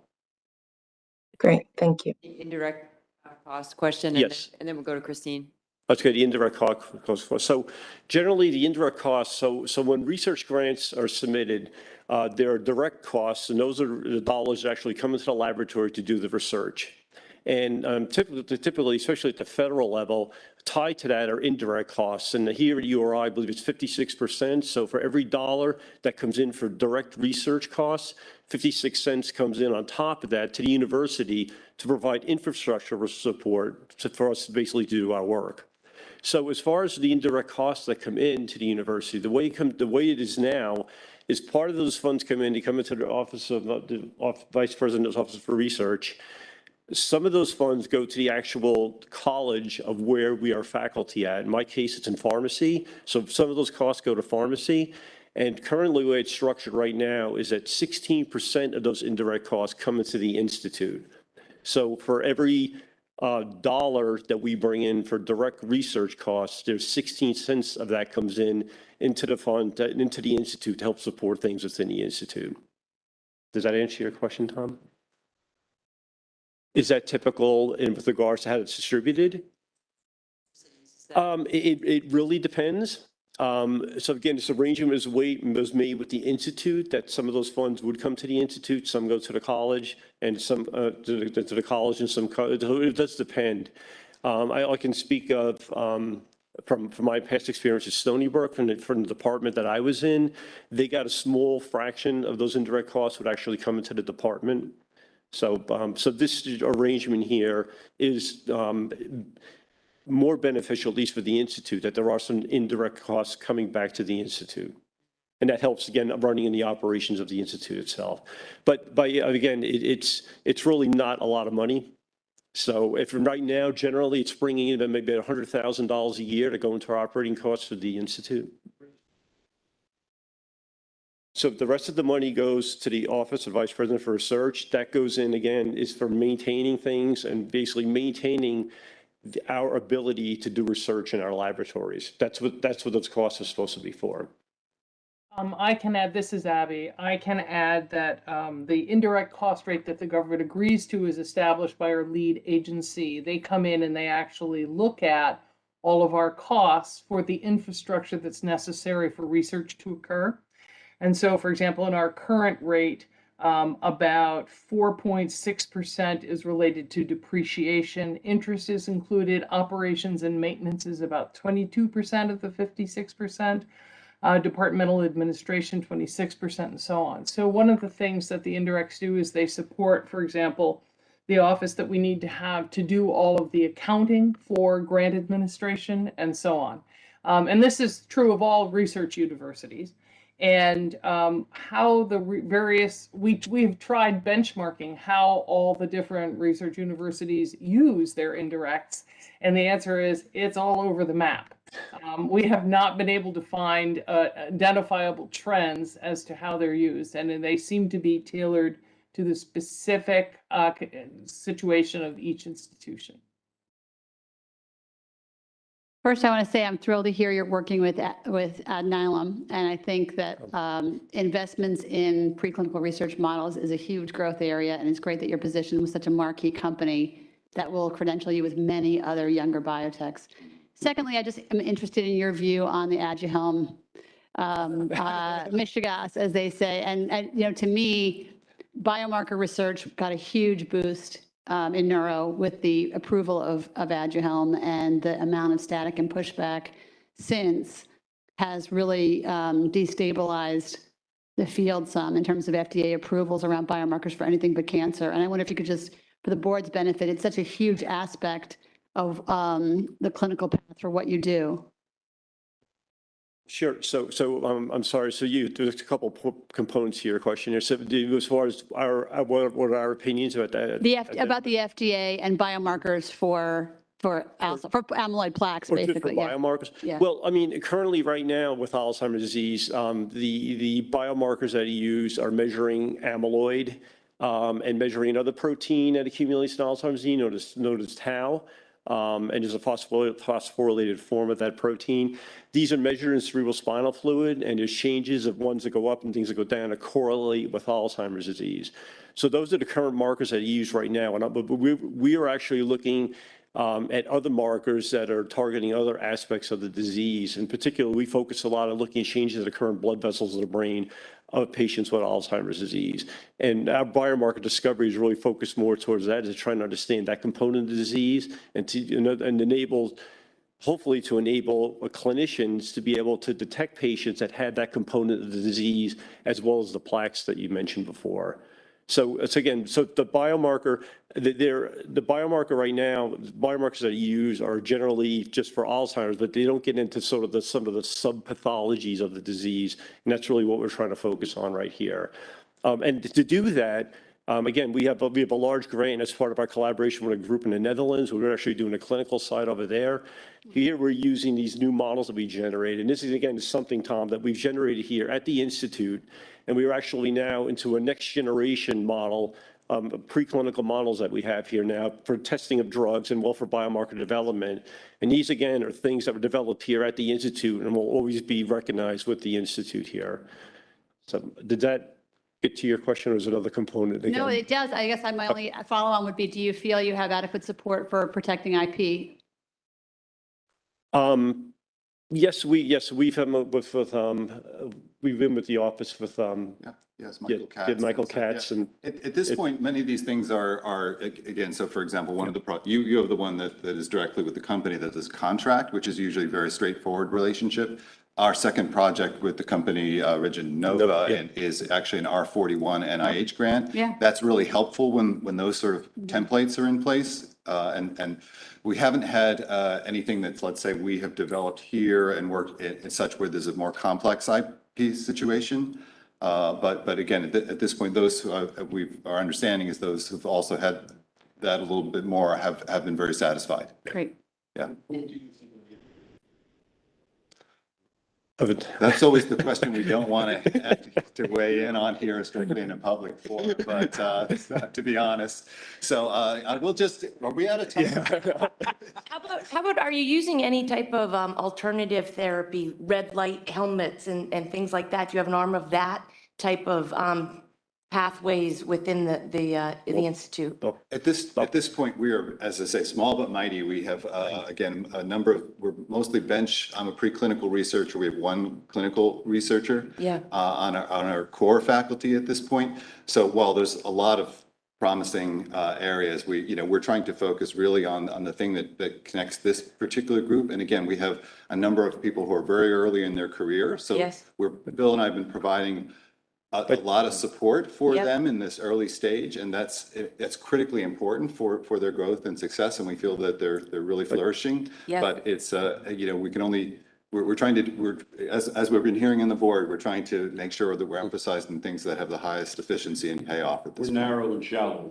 You can probably comment a little bit though on the lifestyle effect as far as alternatives. Yeah. So one of the For things we sure. do though, in I mean, addition to there's a ton of stuff coming out now. Yeah. On that end and, early detection, early things that you'd be doing at this point. I think that's where a lot of the focus is coming. And absolutely, there's a paradigm change in the field really to recognizing that, so for example, these modifiable lifestyle factors that Bill and I have been studying now for years in the models to support clinical studies are really going to, exercise, for example, may reduce Alzheimer's risk 30, 40, or maybe even 50%. That's a profound number. And then in combination with other therapeutics, whether they're pharmaceutical medicines, et cetera, have a lot of potential. So we're seeing the field really changing radically, and we're well aligned to that, I think. For sure.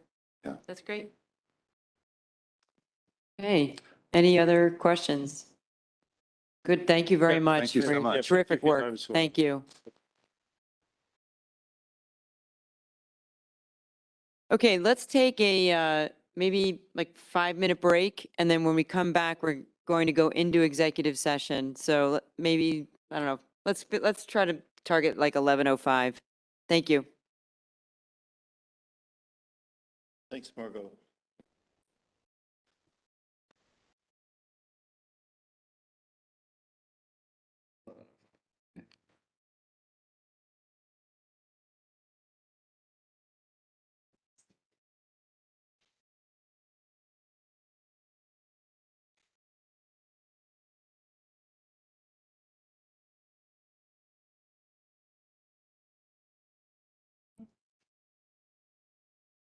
Pills? 6 minutes. Okay, 6 minutes. I'm hungry.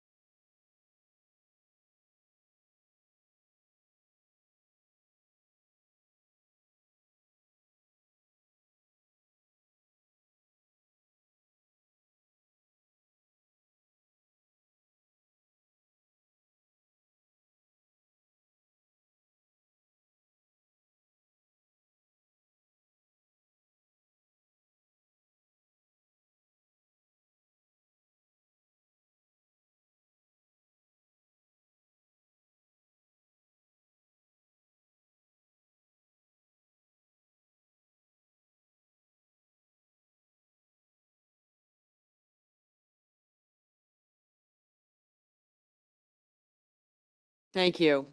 No one respects me. I'm like the Rodney Dangerfield of chairs.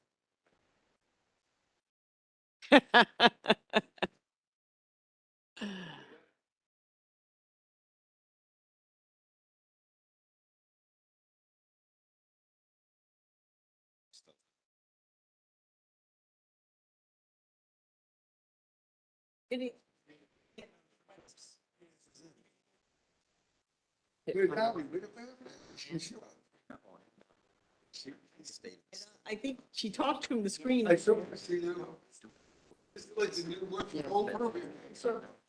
Yeah, those charts are Crazy. Why did Abby come to the meeting? She's in her office thinking this is the new work. Pray to you. Pray to you. After that fight, I don't know she wants to see me. It's like every morning the next day, she does not want to see me. She's sitting in, she's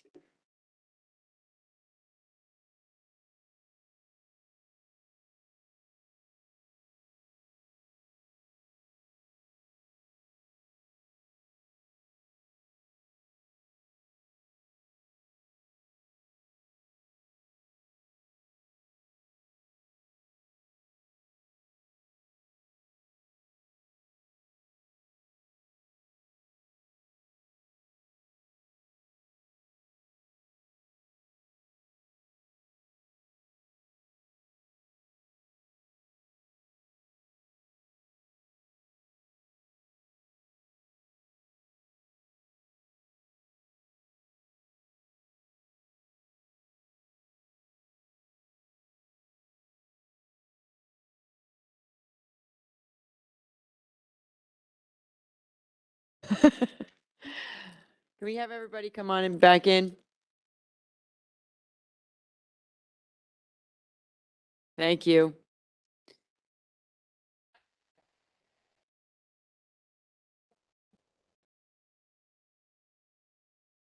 Yeah. It's in everything right now. 14 and 12. So it's like. Okay, we are going to seek to go into executive session. So may I have a motion that the URI Board of Trustees convene into executive session pursuant to RIGL 4246582 for a discussion regarding collective bargaining, RIGL 4246582 for a discussion regarding potential and anticipated litigation, RIGL 4246581 for a discussion regarding performance goals and President Parlange's annual review, and RAGL 4246587 to discuss a matter related to the question on the investment of public funds, which includes any investment plan or matter related thereto where the premature disclosure would adversely affect the public interest. President Parlange has been notified in writing that his annual review will be conducted in executive session. Ms. Almond, so moved. May I have a second? Second, Jay Placencia? Oh, Jay beat you both to the punch. Way to go, Jay. Any discussion? I'd ask for a voice vote. All in favor, please say yes. Yes. Any opposed? Any abstentions? Okay, hearing none, the motion carries. So the board is going to convene into executive session for approximately 75 minutes, after which the board will reconvene in open session. The live stream will be paused during the executive session and will resume once the executive session has ended and the board reconvenes into open session.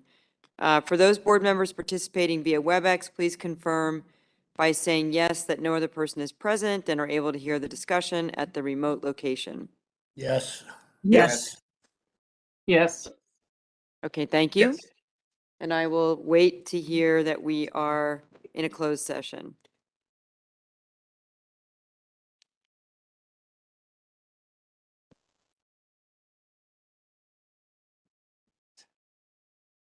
Matt, what's your Dunkin' Donuts budget? Yeah, I was thinking the same thing. Yeah, look at that. More than I'd like to admit. That's fine. That's a valid question. It is. You know what it is though? It's so like during the winter, I'll shift it. Michelle, do we have Christine? Is she going to be able to call in? I feel like that's public knowledge. Everybody's seen you at the Dunkin' Donuts, so I think we're good. It's public now. It'll be. Are we? For the record. For the record. But do you It's a just great get coffee right. or do you get donuts? I just had it. It's still live. We're good? No, not yet. Not yet. They got, yeah, slide. Remember this? They all disappeared. Good? Matthew? Okay.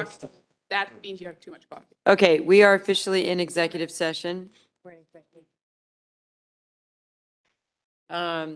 We're being asked to join our breakout session. Are we supposed to do that? Yes. Yeah. Oh, sorry. Okay. Yeah, Are we thank you. supposed To do it as well? No, they'll do it for us. Well, no, That's a no, good I question. meant up on Yeah, the, that's a good question. We probably up do. on the computer so Yeah, that probably do. they come into the room seeing us. We probably do have to do that too. Yeah, there you go.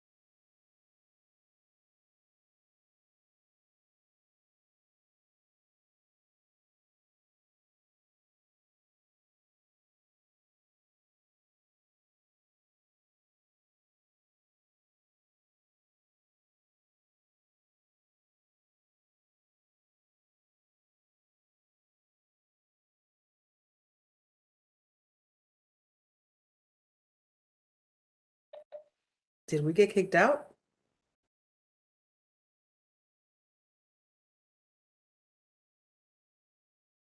We're gonna automatically get moved. All right, hang on one second. There we are, we're with everybody. Actually, they're moving people out of session is what they're doing. Okay, good. Can they hear? Neil, can you hear us? We can hear you now. Okay, go ahead, Mike. Okay. The committee, at a joint meeting for Finance and Facilities and Institutional Risk and Compliance Committees met on September 16th.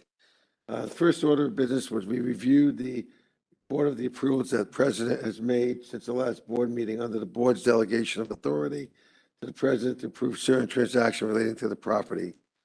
The second big one, which we're going to talk about here today, is we reviewed the fiscal year 24 budget requests. This is 24. And recommended the tuition and fees increase, that we'll talk about later in the tables of organization. This is the first time since I've been involved that we took a different approach on the Mark's leadership to the budget, based on the themes and goals and from a strategic plan, a survey of the deans, and a bottom-up, more permanent financing need, what the needs would be to identify appropriate levels of state support. And this budget is going to be going into the state appropriation request for fiscal year 24. It's a much bigger increase than usual. So I think that's something we discussed before, but people should be aware of that. That part of that discussion was a tuition increase, which we all just talked about. Because obviously the levers are, that's one source of income. If we have more tuition, we can need to rely on the state more, other things. So that was a lively discussion, and we're going to be prepared to make a recommendation on that, hopefully. But for as far as the budget request for 24, instant enclosures 6D, I'll ask if Abby wants to comment on that, and open that up, and then have any questions on that before we take a vote on that. Certainly, I would be glad to. I'd ask Michelle to project the presentation. And just by way of review, while she is putting that up, I'll talk a little bit about the budget timeline. We're almost continuously in a budget cycle. And so from the time that you will recall last September, we submitted our FY23 budget request to the board and then to the state. And at that time, it goes to the Office of Management and Budget at the state. And then they put it together into a governor's recommended budget, which is usually issued at the end of January, approximately, to the legislature. Then the legislature reviews it, and we at that time testify to the legislature about what we're asking for. Now this past year was unusual in that in the spring of 2022, the president, if you go back one more slide, that would be good. The president appealed to the legislature for an additional $11.3 million because as he became more familiar with the situation of the university and its operating budget needs, it became clear that between the 4.9 million of salary increases, which were only contracted in January of 22, that is to say, after we'd already put our budget request in and everything else, we actually needed $11.3 million. Then in May, there were updates to the state revenue. And as a result of that, the governor's recommended budget was updated, and so were expenses for 23. So that was enacted by the legislature the very last days of June and then signed by the governor in July. At that point, the FY23 budget goes on to the URI financial system and is allocated among all the various divisions of the university. In the meantime, we've already started our next budget cycle, the one we're currently in.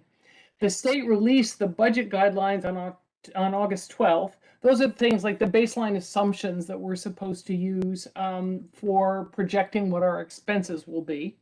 And we also have an internal process where we go around and ask everyone what the increase in the cost of doing business at the current service level or CSL will be. So we do that. And then there was a change this year in that the president, I think Mike alluded to it as well, the president wanted to do a bottoms-up budget where we said to all of the operating units, okay, now to actually really do what we are planning to do in the strategic plan, give us a 5-year projection of needs that you are aware of right now that we have in order to be able to deliver on that.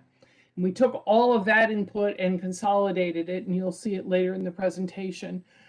We also tried hard to spread it out over 5 years, so it wouldn't all be, yes, we needed all we needed this year, because we're aware the state also has fiscal constraints. So we've been in the budget request process from July to September. We are doing the budget request review and approval process. The board is the one who makes the final decision on tuition and fees. The legislature has the final approval on the rest of the budget, in particular the state appropriation for the university. And that is due to the budget office. It has to be in the state budget system on a line-by-line basis. It's not a big number. It's a lot of little numbers next Friday. And that's why the approval is necessary today. And then the budget office is really going to be working through the weekend and in all next week to get a complete and balanced budget into the system by the end of next week. So that's just so that you understand what's going on behind the scenes. Now on the next slide, you'll see what are the components of our budget. We have two kinds of revenue, unrestricted and restricted revenue. Unrestricted is also, you can think of as state funds. And that is the tuition and fees, the mandatory fees that we charge students, the appropriation for general operating purposes from the state, and also the amount that the state pays on general obligation bonds that are supporting URI projects like the College of Engineering, the Fascitelli Center for Advanced Engineering, to be precise, or the Fine Arts Center and others. The restricted budget are funds that are not state funds. There are federal student grants and loans. There are auxiliary funds. The auxiliaries are required to be self-supporting, and therefore their revenues are separate from state money, but they also can't receive state money. Sponsored research is federal money generally. There are some, obviously there's some private sponsored projects and so on, but there are a lot of federal dollars in there. Service centers, revenue generating units, and external, which just run little self-supporting operations. And then RICAP. And RICAP is state money, but it's considered restricted because it is specifically for capital maintenance and capital projects. So those are the components of the budget. Next slide, please. This is the FY23 request, what the governor recommended for FY23, that is to say, this is the process we've just been through, and what was enacted. So you can see that in September of last year, we requested 91.7 million. The governor recommended 91.2 million, but that number included 4.9 million of classified contractual expenses that the URI request did not include because the contract wasn't ratified until long after the request was submitted to the state. And then the budget finally enacted by the state legislature was 91.3. Then they add into that the amount, they is the state, sorry, adds into that, they include the amount that they pay for our general obligation debt. It is an obligation of the state. It is not an obligation of the university, but they treat it as an allocation to the university. And so that's the total. And then you can see down below the RICAP dollars. Now, the thing you need to understand about RICAP is there is an FY23 component of RICAP, and then there are 4 more years. It's always a 5-year rolling plan. And so that's why you'll see a bigger number when the president talks about the amount of RICAP they gave us, because he's counting all of the dollars that were allocated over the 5 years. And this year, the state was very generous with RICAP dollars. They had a big surplus. That the surplus first funds the rainy day fund of the state, and then excess, once that gets to 5% of revenues, it rolls over into RICAP. And the state was generous with that. Next slide, please. So this is our total budget. You'll see the restricted portion on top and the unrestricted budget on the bottom line. And you'll also see 2 items here, RISCL, that's the State Crime Lab, and the Longitudinal Data System, or DataSpark. Those 2 things are under our sort of budget numbers in the state system, but they are not our budgets. They're not counted in our budget. and they receive separate appropriations. Okay, okay, where are we? Okay, so just so that you see what the structure of the budget is. Now, this is our FY24 request compared to our FY23 allocation or enacted budget.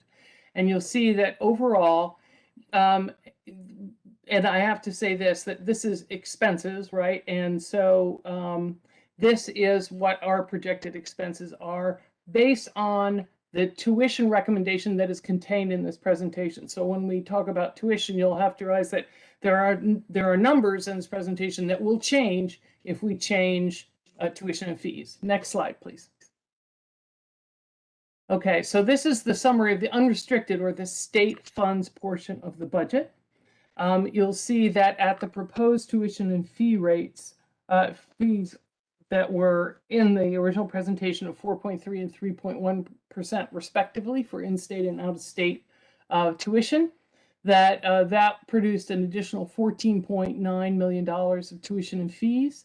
We're asking for a state appropriation increase of $32 million, which is substantially above what has been done in the past, and I think we mentioned that before. And then you can see on the expense side that most of the expense increase has to do, there's always an increase in student aid that is commensurate with the increase in tuition and fees, because as our tuition and fees goes up, those students who have financial need also goes up. But the main things are personnel and operating, which is not surprising for a university because our intellectual capital is our major capital, and that's how we bring value to the state.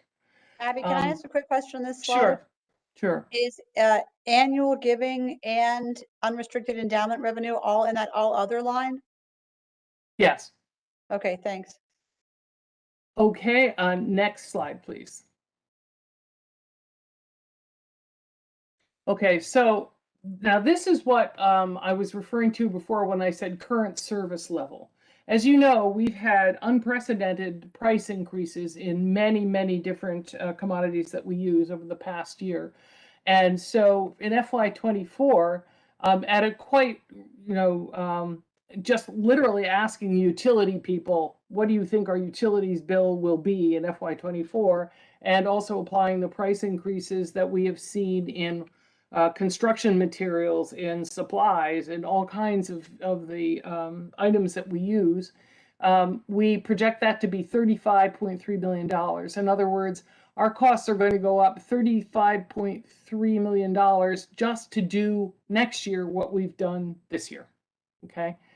Then in addition, in the exercise that I described to you, where we kind of did a bottoms up collection of what are the critical investments that we need to make in order to deliver on our strategic plan, the FY24 component of that was $12 million. Now, I want to make a difference here because it's an important distinction. There are two kinds of needs, if you like, and there are two kinds of funding. There's one-time only funding, and there's permanent funding.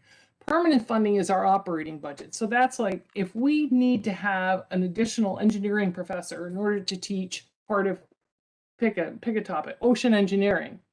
That's a permanent need because we bring that person on and we expect that person to stay, and we're going to expand our enrollment to absorb that person's time, and that person's going to be generating research. That's a permanent need. A one-time only need is, for example, what we're going to do on the Bay campus. And so the thing is that the one-time only funds that the state gives us are fabulous. We are incredibly grateful for them. What they fund are those one-time only needs, and they do not fund the continuing level of permanent funding that we need to grow and to expand enrollment and to deliver on our strategic plan. So what we're talking about in this budget presentation is permanent funding needs, not one-time only needs. So our total funding needs for FY24 are $47.3 million. Next slide, please. Okay, so here you see the cost of doing business at the current service level. And there's one component, 11.3, which is literally the $11.3 million that President Parlage asked for last January that was not funded. But those needs remained, and some of them are critical. Some of them, I mean, they're all critical, but some are really critical, like cybersecurity needs. I think we've discussed in previous board meetings that we have to make some major investments in cybersecurity. That's important for our ability to be eligible to do certain kinds of research. And also, we run a huge liability if we don't keep our employees and our students' data secure. So that's an example. Then we have contractual agreements of $9.8 million for cost of living adjustments and contractual adjustments. Our debt service is going to increase 2.1%. For the first time this year, we've budgeted inflationary increases at a pretty conservative rate. We've budgeted them at 5.5%, and we think inflation, well, we know inflation so far has been much higher than that this year. But in the past, we have not done this. However, with inflation at the current rates, we feel that we would be negligent if we didn't just simply identify the fact that we're going to have inflation in all of our costs. Student aid, as I mentioned, changes depending on what tuition is, and we'll discuss that more later.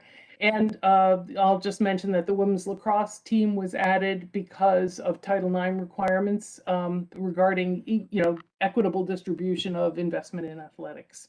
So the total for FY24 current service level is 35.3. Next slide, please. Then, as I described, we had a new initiative process. And we asked our departments to identify funding required to support URI across all divisions to right size, to identify new initiative needs required to support the strategic plan, the future growth of the state of Rhode Island, and to increase URI competitiveness, and to include benchmarking against peer institutions. And that resulted in $47.2 million of new initiatives identified and distributed over 5 years. Next page. I should say that on the distribution, we tried to make it as gradual as possible. Some of those needs are more urgent than the way we funded them, or propose that they be funded. But we're trying to partner with the state. We're trying to generate revenue. We're asking them for more support, and we're trying not to create a huge budget shock. The new initiatives align with the university's strategic plan priorities and themes. And so we have a total over the next 5 years of $5.6 million in investments in the blue economy and a reinvigorated commitment to our land and sea grant missions. That investment will very likely be matched with both private dollars, federal dollars, and other kinds of joint investments because the blue economy is an area where collaboration is going to produce really great results. Health and well-being of our students. I'm sure you all are aware from presentations made here before and just from what's in the news that there's a very high level of stress in the student body, and that's both physical and mental, and so there's more attention needs to be paid to that. Diversity and student success has always been a big emphasis of ours, and so we're continuing to invest in initiatives that support that. And then revenue generation, which is the largest, has to do with implementing leading edge administrative and financial systems and practices to power the university of the future. URI suffers from very outdated systems, a lot of really painful manual processes. And what that is doing is having employees do really manual transactional work who could be doing much more strategic analytic work. And so although this doesn't save us money, what it does is it allows us to take those same resources and apply them to much more strategic activities. So those are the initiatives. That's a summary of the initiatives. Next slide, please. Now, this was the proposal that we made concerning tuition and mandatory fee rates. We had proposed 4.3% change in in-state tuition and for undergraduates and graduates, and a 3.1% change in out-of-state tuition for both undergraduates and graduates. And that generated in finance and facilities a very interesting and long discussion about how to set tuition and mandatory fee rates. It's a complicated topic. And then the finance committee felt that they wanted the whole board to have an opportunity to think about this. And so rather than approve them as it is or rather than recommend to the board directly that these particular rates be approved, the finance committee elected to defer to the board the actual setting of the tuition and mandatory fee rates without a recommendation from finance and facilities. Next slide, please. When we ask for the motion, we're gonna ask for a motion as amended by the 3.9% increase for in-state students and the 4.5% out-of-state students. So with these numbers, they'll move around, okay? Yes, and thanks, Mike. And what I want to point out is when those numbers change, some other numbers in this presentation will change. And so what we will do is probably with slightly higher tuition dollars, we are going to move some of the initiatives that we had pushed out to FY26 and 25 and 26 forward because they're actually all fairly urgent. And so we'll bring forward the amount to do that. That will give us an even better start on getting the university into the position where it can really generate a lot of research and do so competitively. Mike, I would suggest that that we will vote on this, obviously, but then this gets, Abby, we'd like to see this recirculated. Yes. Full board with the new numbers. Yes, absolutely. What we can do is two things. We'll circulate it to the board, and then we can post it as a sort of an addendum to this presentation in the archives. We can move on from this. We spent a lot of time on this, so. Okay. Mandatory fees. Yeah, these are small and nothing material happened. I think we can wrap up on your section. We're running quite behind. I gotta leave Okay. it. But anybody have any questions for Abby before we get a motion? Now, Mike, what we did have time to do was to make a slide like the quadrant slide with the new numbers under consideration. Okay. The 3.9 and the 4.3, and I think Abby Benson has them. She doesn't at this time, but Okay. I think we can move forward. Well, why don't All right. Okay. What I'd like to do is get a motion that the Board of Trustees approve the URI fiscal 24 budget request, tuition and fee rates, as I said, amended to 3.9 for in-state students and 4.5 for out-of-state students, and the total budget allocation for fiscal 2023 as recommended and presented in enclosure 6D with that amendment. Can I have a motion on that? I'll move, Neil Kerwin. Say second. Okay, lots of motions. Thank you all. Any discussion? There being no discussion, let me get a vote on this. All in favor, please say yes. Yes. Yes. Any opposed? Any abstentions? Great. It's unanimous. The motion is carried. The next thing I'm going to talk about is procurement. Margot's going to take over for me, I hope. But this is something we've discussed as a board a couple of times to modernize the procurement regulations. Remember that? And the finance committee's gone through that and try to make them kind of more contemporary and more, much more efficient. So it's really the final conclusion that Abby can do that. And then Margot, you'll take over from that for me. Yep. So Abby, you want to just go through? Sure. Yeah. I think in the interest of Abby, time. very, very, very briefly. I think everybody saw the materials. Yeah. I think the main thing I'll do is just point the board to Appendix 1 of the regulations. It is the very last page of the regulations. And the sum total of all the work that we've been doing for the last 2 years is that with the legislation that was passed in July, we've been able to raise the thresholds at which you need to do a formal competitive bid to something that is both prudent but much more modern than the previous rates.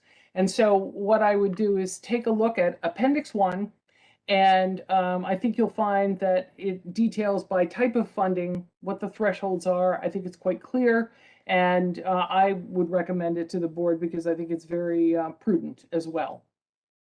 Second, this is. Okay, let me just read the motion. May I have I'm with you, though. I like the expediency. Someone needs to maintain the house here. May I have a motion? May I have a motion that the Board of Trustees approve the University of Rhode Island Board of Trustees procurement regulations pursuant to RIGL 16322E as recommended and presented in enclosure 6D4. So moved, Jay Placencia. Second, Mike McNally. Any discussion? Yeah, thank you. Yeah, I got it. Thanks, Mike. All those in favor, please say yes. Yes. Any opposed? Any abstentions? Okay, the motion carries. All right, let me just go through the motions that remain for the Finance Committee, and if there's any Finance Committee members who want to discuss as we go through this, feel free. The next one is that the Board of Trustees approve the resolution authorizing the borrowing in connection with the issuance of Rhode Island Health and Educational Building Corporation Higher Education Facility revenue bonds for the utility infrastructure upgrade Phase 2 project as recommended and presented in enclosure 65. Second. Any discussion? Okay, there being no discussion, all those in favor, please say yes. Yes. Yeah. Yes. Any opposed? Any abstentions? Motion carries. Okay, the next one is the Board of Trustees approve the resolution authorizing the borrowing in connection with the issuance of Rhode Island Health and Educational Building Corporation Higher Education Facility Revenue Bonds for the Utility Infrastructure Upgrade Phase 2 project as recommended in and presented in enclosure 66. Matt Lenz, so moved. Second, Almond. Any discussion? All right, all those in favor, please say yes. Yes. Any opposed? Any abstentions? Motion carries. Okay, the next one is approval of a lease agreement. And this is asking for approval of the Board of Trustees approve the lease agreement and authorize President Mark Perlange to execute the lease agreement with the Independence Square Foundation for 4,300 square feet of space at 25 West Independence Way, Kingston, Rhode Island, for URI's Department of Communicative Disorders as a duly authorized agent pursuant to the approved signature authority of the University of Rhode Island as recommended and presented in enclosure 7. This is Almond, so moved. Matt Lenz, seconded. Any discussion? All those in favor, please say yes. Yes. Any opposed? Abstentions? Motion carries. Okay, here's the last one. Well, maybe second to last. There's a lot here. The Board of Trustees approved the lease agreement and authorized Mark Perlange to execute the lease agreement with the Independence Square Foundation for 16,400 square feet at 25 West Independence Way for URI's physical therapy program as a duly authorized agent pursuant to the authority, approved signature authority, which was presented in enclosure 68. Almond, so moved. Davey Monterano, second. Any discussion? All those in favor, please say yes. Yes. Any opposed? Any abstentions? Motion carries. Okay, the last one is Board of Trustees approved the request to update the URI approved signature authority on behalf of the University of Rhode Island, and that the URI Board of Trustees and the URI Board of Trustees as recommended and presented in enclosure 69. Matt Lenz, so moved. Mike McNally, second. Any discussion? Voice vote, all in favor, please say yes. Yes. Yes. Any opposed? Any abstentions? Motion carries. Okay, let's go to Christine, University Advancement, and then we'll come back to the beginning. Christine, are you ready? Yes, I can speak now. And I think our committee meeting can be quick. A lot of what we talked about has already been reviewed today. We talked about the bond campaign. We talked about an update on the capital campaign. And we talked about the need to communicate about the university and its financial challenges in the coming year and coming General Assembly based on a report that Carlos gave, both Carlos and Lauren gave government relations updates, many of which we've covered here today. We also did review the fact that we'd be sunsetting the committee after the last meeting based on integrating the work of the foundation as well as the government relations team more fully into the overall board, as well as where relevant into finance and governance. And we also discussed the new committee being formed at the foundation around communications, marketing, and advancement, and the idea of a board member from this body being ex officio to that group, much as Al Verrecchia and Diane Fannin have joined the regular meetings of our committee. I'll look to Armin for anything I'm forgetting, but that was the crux of our committee report. Thank you. All set. Anything else? Okay, great. Thank you. And we'll talk, Christine, more about that structure in November. Sounds great. Okay. Margot, Yes, go ahead. I'm sorry to interrupt, but it looks like action item 6D6 is correct in the agenda, but it was wrong in your annotated agenda. So the motion that was read into the minutes was identical to the 65 motion. So it should read as in the action item in the agenda. A motion to approve a board resolution for the issuance of a Rhode Island Health and Educational Building Corporation bond to support the facility service sector upgrade project. Okay, do I need to do anything? If you could just ask for a motion on what I just read. I'll I move second. it. Tom Rowe. All those in favor? Yes. Any opposed? Any abstentions? Okay, the motion carries. Thank you, Alyssa. Did sound very familiar as I was reading it. Okay, so let's go to the executive committee. Executive committee met on September 19th. We spent a lot of time on the president's goals. We talked about that in executive session today as well. And we'll continue that discussion in November. There's 2 votes to take relative to collective bargaining, and Anne Marie spent some time explaining those to the executive committee, and the executive committee voted to move them to the full board. So the first one is a motion that the Board of Trustees ratify the 22 to 25 tentative collective bargaining agreement between the University of Rhode Island Board of Trustees and the Maritime Professional Association, AFSCME Council 94, Local 2877A. So moved. Matt Len, seconded. Any discussion, questions? Okay, there being no discussion, I'd ask for a voice vote. All in favor, please say yes. Yes. Any opposed? Any abstentions? Motion carries. And the second is for a 2.5% across-the-board salary increase for non-union, non-classified employees. And it's going to be effective July 1, 2022. So let me do the motion. If you have questions, Anne Marie's here to answer them.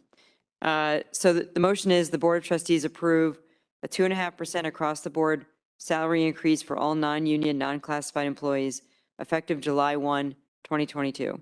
Matt Len, so moved. Charlie. Second, Jay Placencia. Thank you. Any discussion? Okay, hearing none. All in favor, please say yes. Yes. Any opposed? Any abstentions? Great, the motion carries. Thank you. All right, so let's go to Neil for the Academic Affairs and Research Committee. Okay, thank you. The committee met on September the 9th. We heard reports from the provost and vice president for research, as is our practice. I'm going to ask Laura and Peter to provide very brief overviews of their reports to the committee. Laura? Very brief. Talked about many, is this on? You hear me? Mark talked many of our enrollment goals this morning, so I updated the committee on enrollment as it is right now. We did bring in 70 new faculty this year, and we had an orientation for them. Our study abroad programs are bouncing back after the COVID years, and we're almost up to where we were before. And we have some new leaders that Mark introduced earlier today.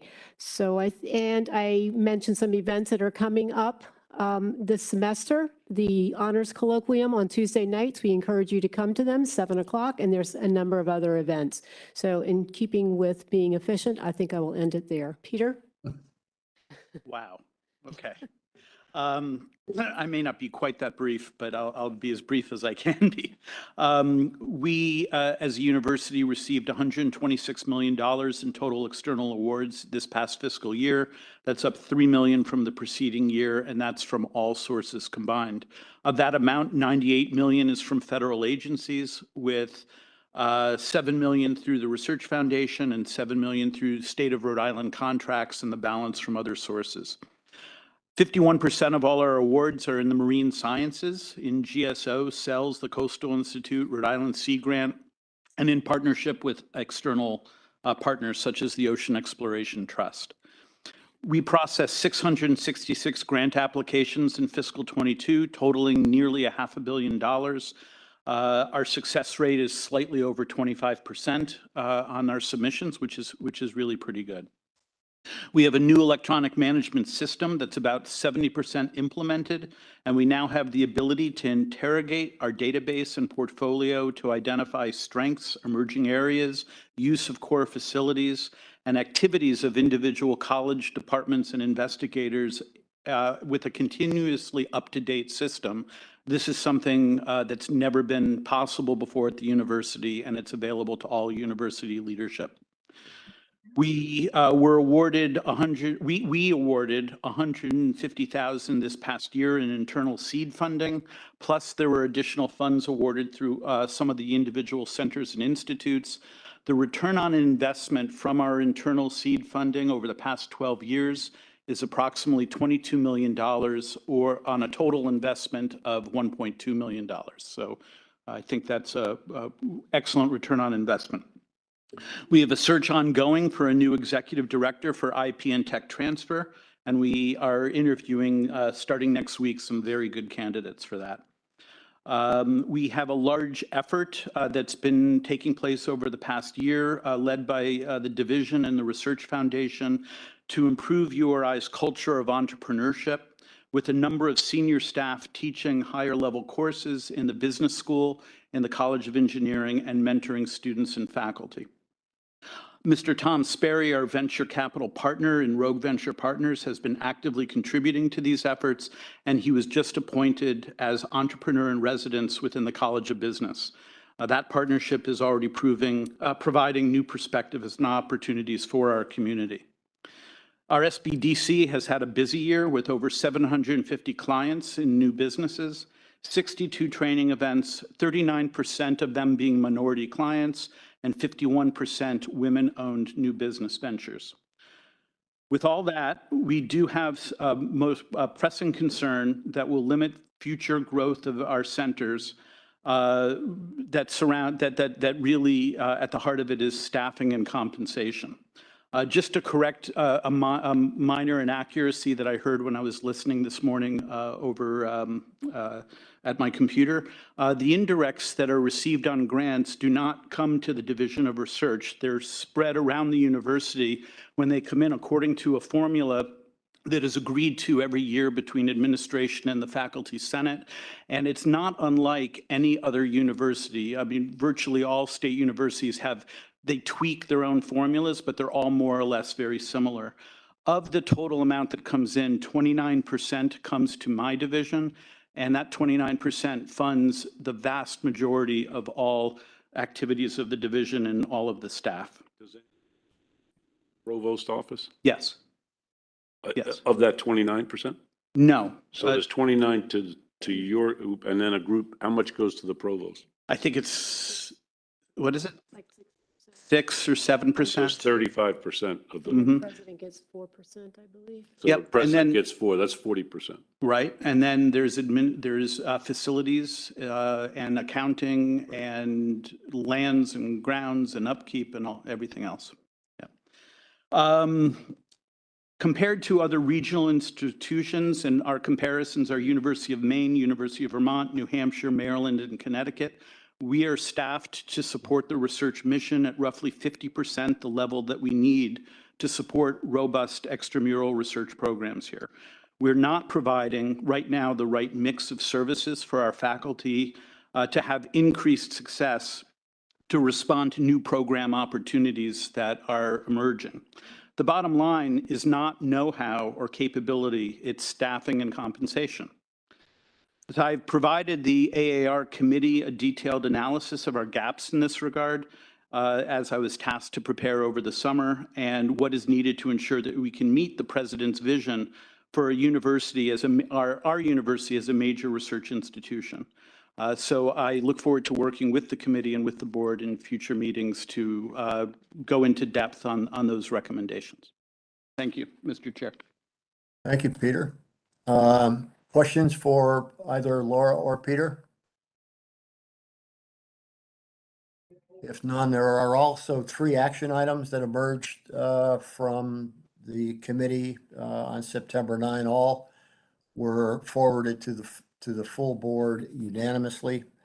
The first has to do with the granting of degrees and related academic credentials.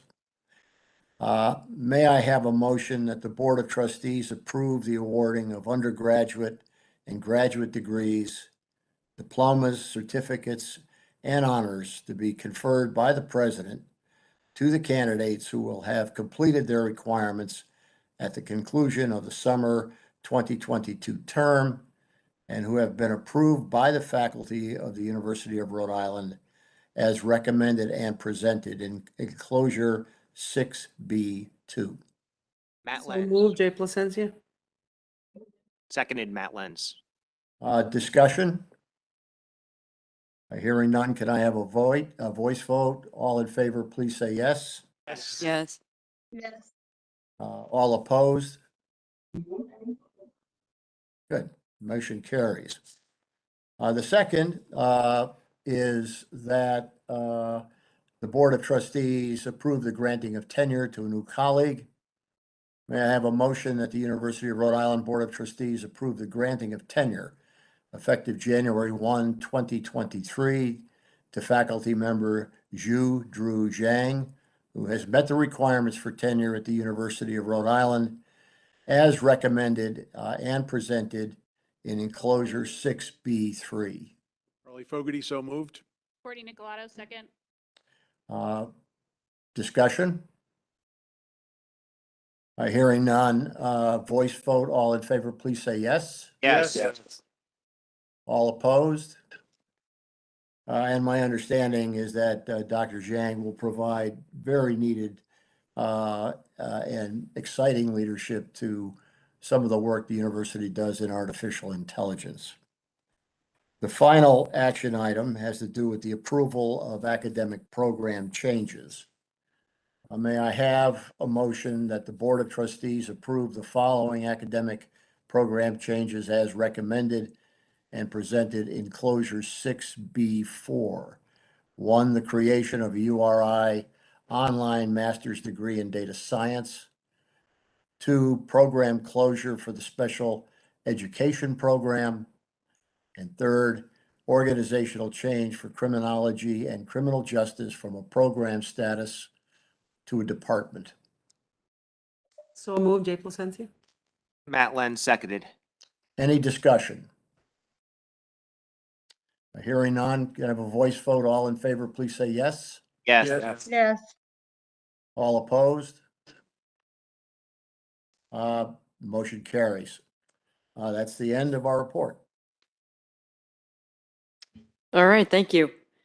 So the last one is governance. Courtney? Yeah, and I'll just share that the governance committee, due to scheduling issues, was not able to meet this go around. We'll be meeting in October. So no other additional message. Okay, and institutional risk met with finance this time. That's correct. Okay. I think okay, we're doing okay. The last item then is the discussion item, which this is a great topic. Thor is here to talk about name, image, likeness. Tom, as the chair. Oh, we didn't do your committee. Yeah, okay. Did you meet? Yeah, I'm gonna talk about it. Okay, so I'll turn to Tom for the This- student affairs. The student affairs. This is in the interest of efficiency.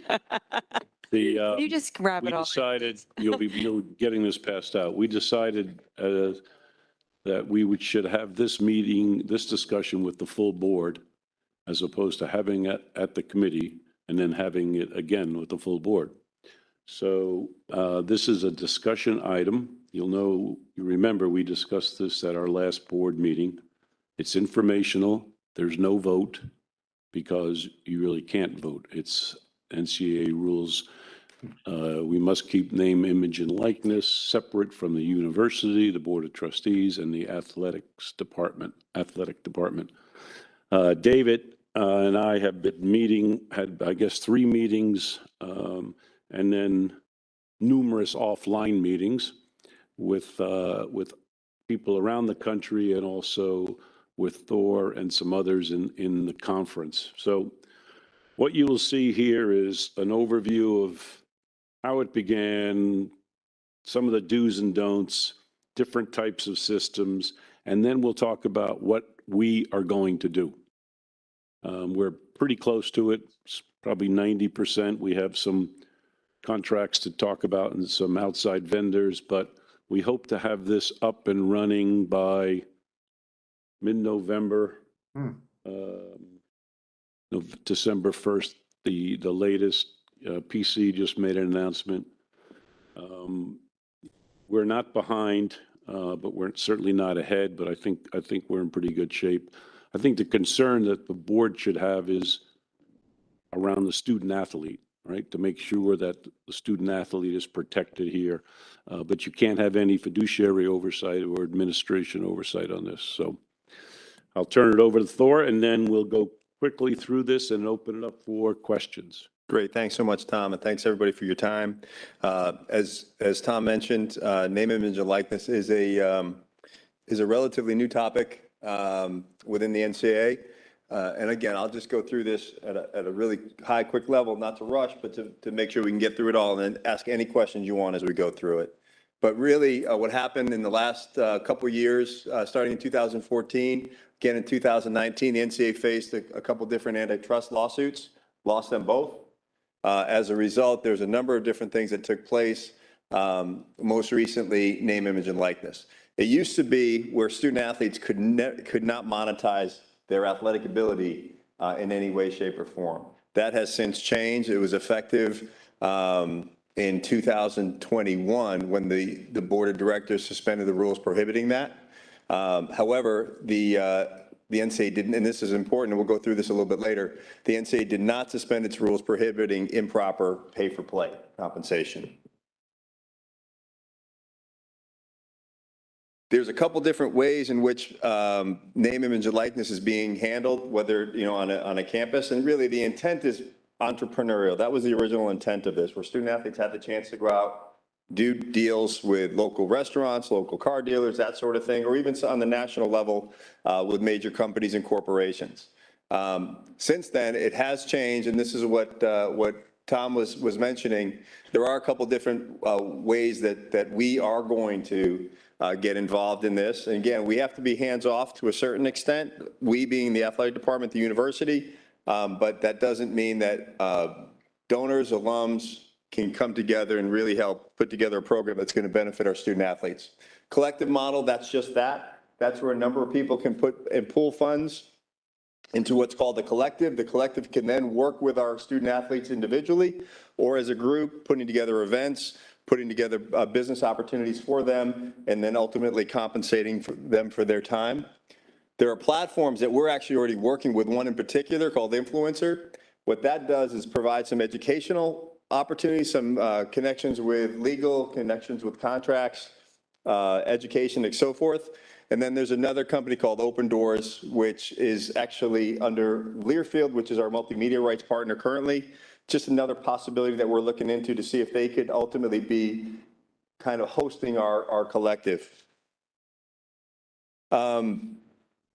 We currently do have a deal with Influencer, as I mentioned, and we're going to possibly expand that, where we're going to add what's called the NIL local exchange. Whether we do that with Influencer or another company, what that does is that can go with somebody like the Muse Tavern, Tunic Oyster Bar, or Flood Forward. I'm just making up names here. They can connect through this platform with our student athletes to then go out, and our student athletes could reach out to them and vice versa. Everybody would have access to it, and then they would have a chance to put together their own NIL deals. in that regard. Correct. So these are different platforms within NIL possibilities. Thought it was also good from this past year leading up as of last week. We don't have a lot of student athletes taking advantage or been in position to utilize the cash portion. There's only been 5 so far. 29 are receiving some type of product. That's all through last year up to this point. You'll see why, again, it's going to be more and more important, especially with our basketball programs as we compare ourselves to others nationally. Do's and don'ts. Some of the things that are, again, are really important for members of the board or for a university. We can make agreements, like I mentioned, with companies like Influencer, companies like Open Doors to provide education for our students. We can, our donors and members of even a board can come together and pool their funds to create deals for our student athletes. That's all legit, legal. And we can create a way for our student athletes to monetize their name, image, and likeness. The don'ts are a lot more than the do's. At the end of the day, we still have to, and I won't go through all these because you have them and you'll be able to bring that material home with you. But at the end of the day, the most basic concept is as a university right now, we have to be hands-off outside of education. So there are things that we just can't do. And I think the biggest part of all of this is, and this is, you know, again, this is, if you ever have a coach reaching out saying, would you be involved with a recruit to talk about NIL? That should be a red flag. You know, our coaches should never be doing that with you or asking you to get involved. You can never utilize name, image, and likeness as part of the recruiting process. We can't, as a donor or board member, you can't. That would fall into the pay-for-play model. We have to be incredibly careful about that. There's not a lot of rules around NIL, believe it or not, but that's the biggest one. Importance to athletes, importance to our program. We had a meeting this week, really around with some of our basketball discussions, and it's really interesting when you think about, and I think our coaches would look at this, and one coach in particular used this as a great example. Recruiting, we have a great university to recruit to, we have a great program to recruit to, we have a great opportunity to compete at a national level, especially on our basketball side. But what was interesting is 100% of our basketball recruits at one point in that recruiting process, at one point are saying, what's your NIL opportunity?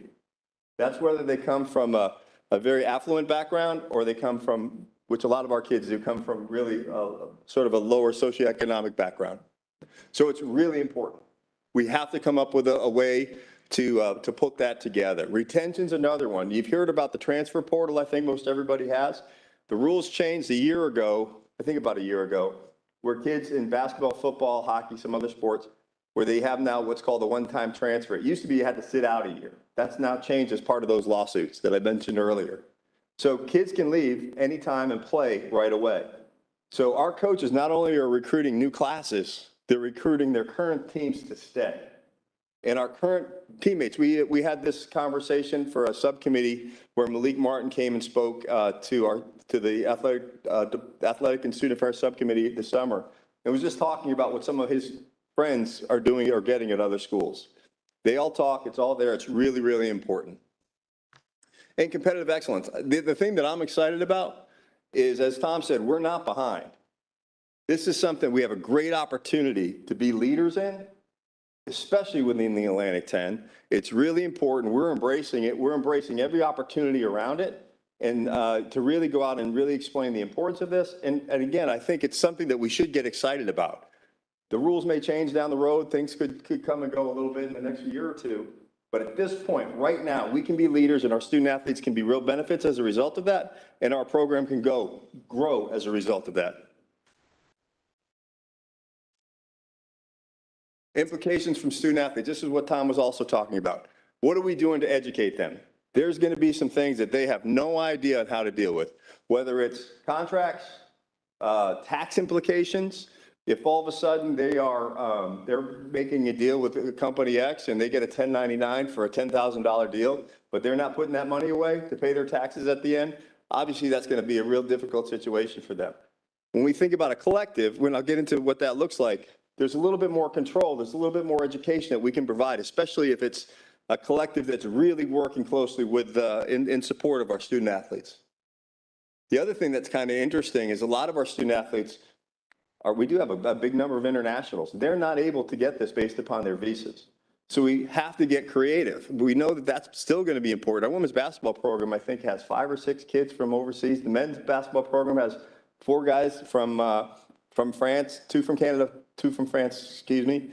Right now, they couldn't earn any NIL money in the States.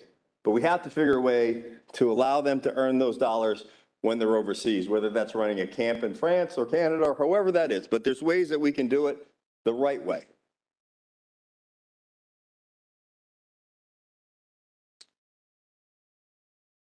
Again, talking about the importance of what our role should be.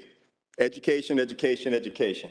We're really excited about not only the relationships that the Atlantic 10 Conference has provided to our student athletes if they want to take advantage of them.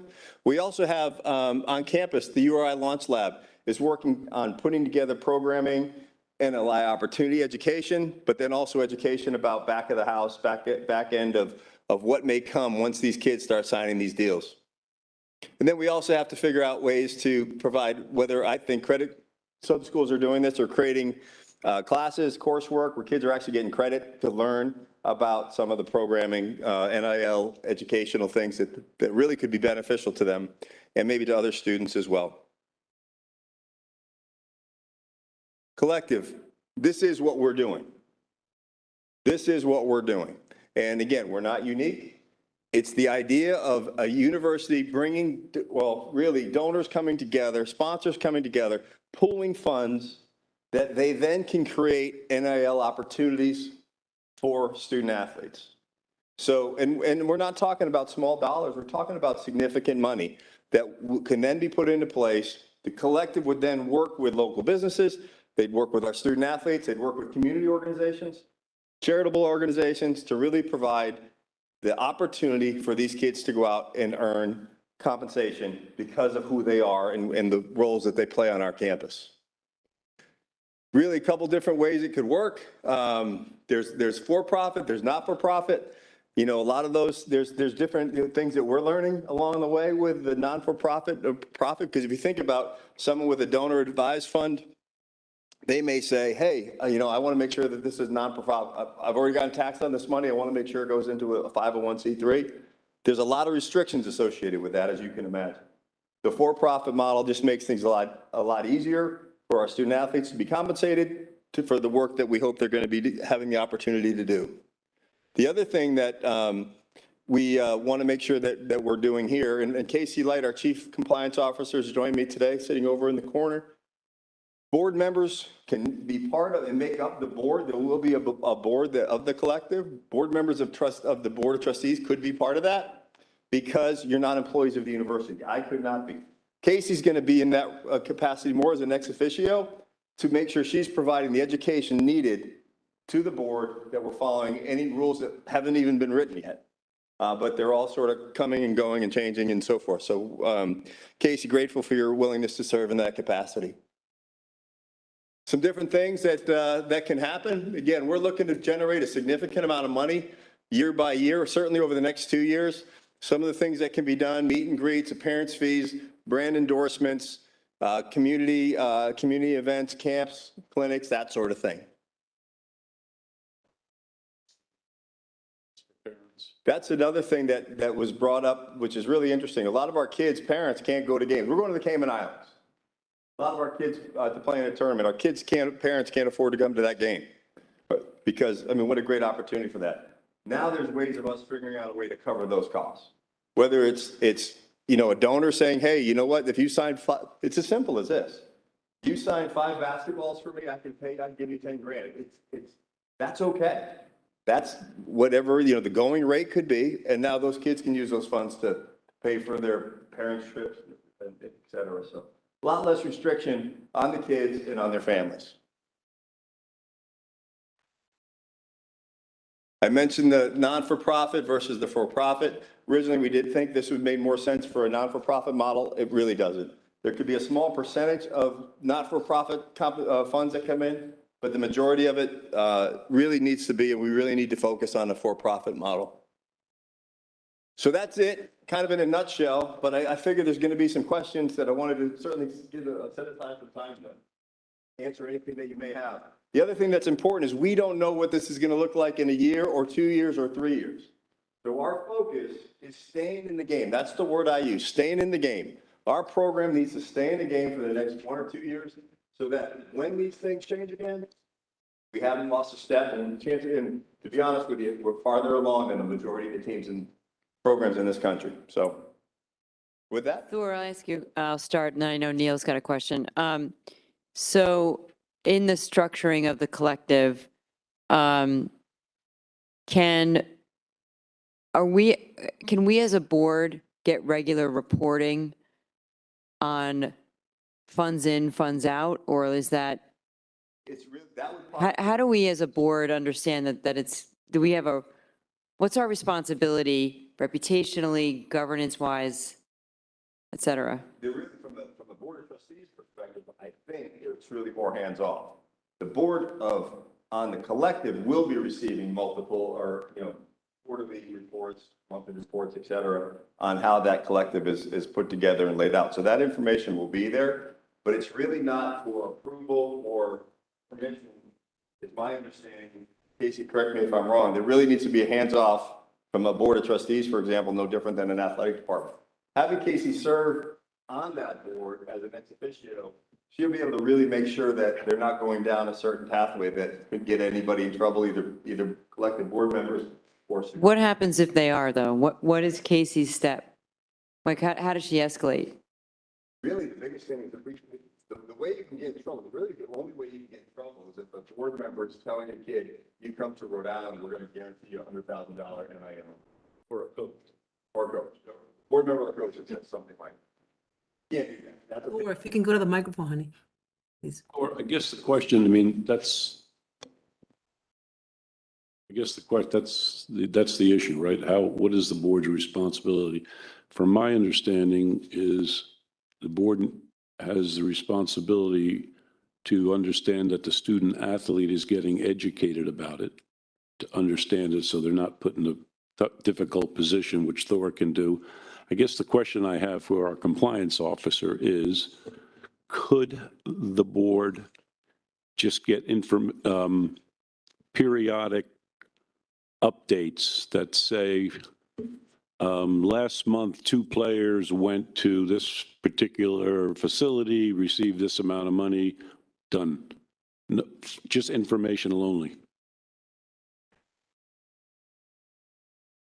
So I'm talking about for this board. The board of trustees, Casey. Board of trustees. The separate board We- overseeing the money. Yeah.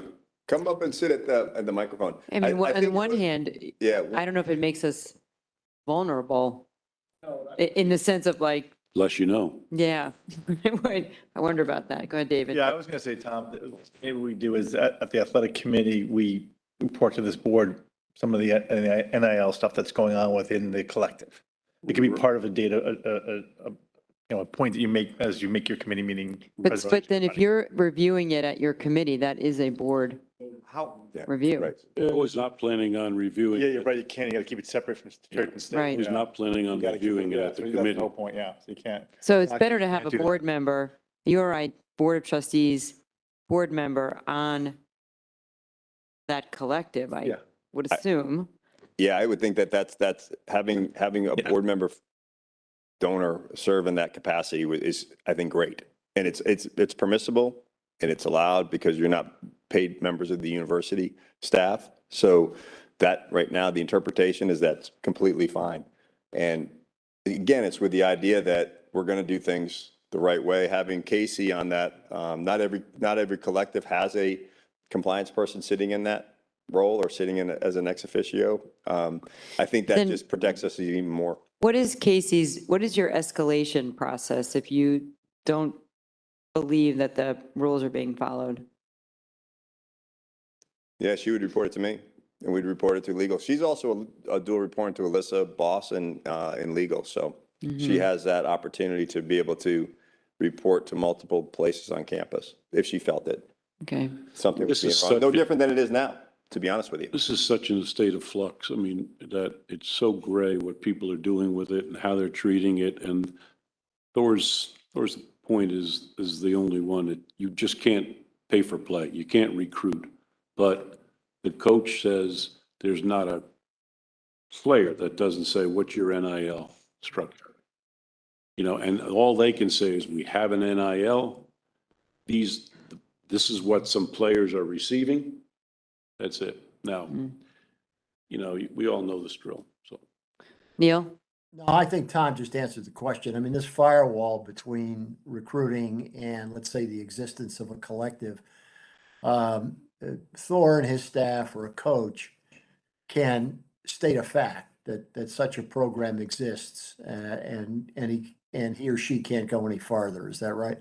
That's correct.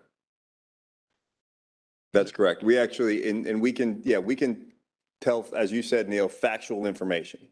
What we can't say is if you come here, here's what you can expect to receive. Yeah, But okay. it's such an open secret between all the athletes. Yeah. They all know. It's a small community. They know who's getting what. I mean, in some of the big power schools, it's almost published by position. But why don't you talk a little bit about the 8-10 and what we know about the 8-10 now? In terms of where we would stand. Who's doing what? Yeah, I mean, right now, in talking to my colleagues within the league, there's 3 schools that are really, everybody's working on this where we are, and I think this puts us where we know we will be, puts us in the top 3 in the A10, which is where we want to be. I think there's one school that's quite a bit ahead of us. I think there's another school that's kind of right where we are, maybe, you know, a month ahead of us. And then I don't think anybody else will be close to where we are going to be when we pull this together. And that's going to be critically important. When some of you heard me talk about where we think we need to be from a budgetary standpoint in order to achieve our goal of getting to the NCAA tournament every 2 or 3, I mean, getting to that point where we're going every year. This is a big piece of that. So, we're on the forefront, and that's something that's exciting. We're not trying to chase anybody other than maybe one particular school, but other than that, we're going to be on the forefront of this at a high level, and I think that's going to be something to be proud of. And our students are going to be, whatever you think about NIL, our students have an opportunity to generate revenue now for the first time. Jay? Thanks, Margot. My question is, does the collective or we or whoever have responsibility for providing financial literacy to these kids at all? Jay, that's a great question, and we absolutely will as a university. We're allowed to do that. So through some of the partnerships with the Atlantic 10, that influencer partnership, even just taking advantage of donors that have expressed interest from a financial planning, tax, educational opportunity to make sure that we educate as best we can. Again, the hard part is, though, these are deals between a student and an outside group. So the idea that it's with a collective, at least there's people that we know will have their best interest in mind. If they go do some deals with somebody that we're not familiar with and they just go do it, we have no idea, although they do have to report it at this point to compliance what their deals are. That could change too. But we don't know if they're getting a 1099 or they're going to get hit with a tax bill 3 years from now. At least if it's under a collective concept, we feel very strongly that they'll get the education that they need. And we'll also be doing that on campus. Armand? Yeah, just the logistics, the student athletes being recruited, or by the way, they're already here and they have a great year, and they ask about the NIL. They ask the coach. What's the coach's answer? Right now, if it's a kid that's returning, they should hopefully know based on their experience. If it's a new kid, to be able to say we have a program, we've got a collective that we're building, and then we'll make sure you have opportunity to have access to the collective and put your plan together. Okay, so you have access to the collective. The coach players calls the collective. No, the player calls it. The player will call the collective. So the coach has to give them information. Yeah, about so we can make sure people know, hey, here's our collective. Like the PC thing that released that just came out announced their athletic department collective. We would do the same thing. We would put that out there. We'd promote it. It'd be public. There'd be a public release around it. UConn just did it earlier this week as well. So our students will know who to talk to and how to go about. What are the sizes of those collectives? We don't know because no one's going to make it public. They don't say the number. No. They just say they're doing it. Yeah. Yeah.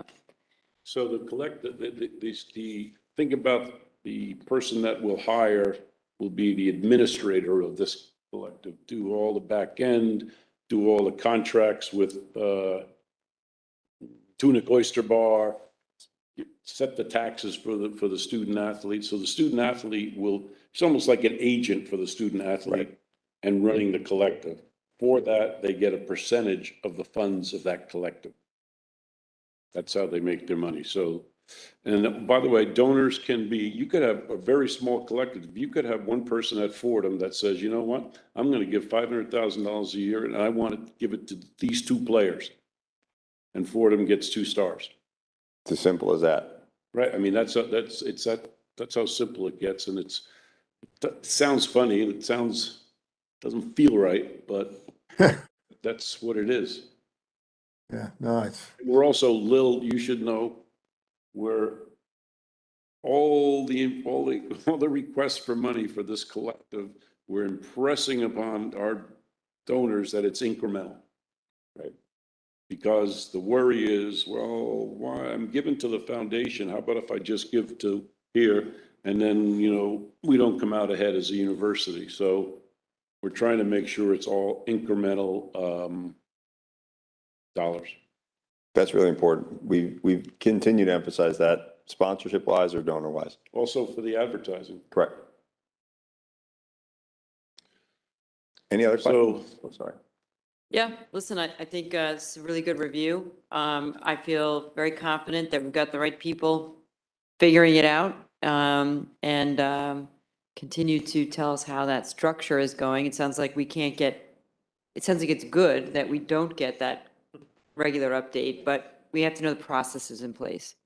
We'll do it, the collective will do it the right way. Okay. Stuff can get done outside the collective, right? Yeah, that's. You know, some stuff can get done outside it. So some wealthy guy could say, go to URI, I'll pay you $200,000 a year. That would be a violation still. Violation. Yeah, but what that wealthy person could do is when a player's here, they could go to Hannah and say, I need a rower to come coach my kid. I'll pay her 10 grand to do it. That they could do. Can't recruit. Say I'm working for you. Here. Even an outsider can't recruit. Hannah just said yes. That's a violation. Yep. And that'd be a viation today or 2 years ago, and it's a violation today. But you said that donor could go to the club. Yes. There's a couple of kids out there, and I'm gonna get them, this is what I'm gonna do. No. No. No. If the kid comes to the school, the donor could go to the collective and say, After. hey. Because that would be recruiting. That's right. Yeah. A donor could, somebody outside that's not associated with it all could come in and say, my grandson loves player X. And if he comes to my grandson's birthday party, I'm willing to commit 25 grand for him to sign autographs. That's all legal now. We expect that from you all. Hannah, you got anything else to add to this? You've been involved in this. I actually just have a quick question. Specifically last spring, I believe, Brew Coffee House just across the street, they, for some reason, I guess they know one of my teammates, and they said, like, if you say you're on the rowing team, we'll give you like a discount on your coffees. Obviously, that's against the rules. But if a company comes up to a team and they say, I want to sponsor like the University of Rhode Island's women's rowing team, do they have to like specifically sponsor every single athlete in it, or can they sponsor the team as a whole, or is that technically They like can named even the brewed coffee example, they can do that now.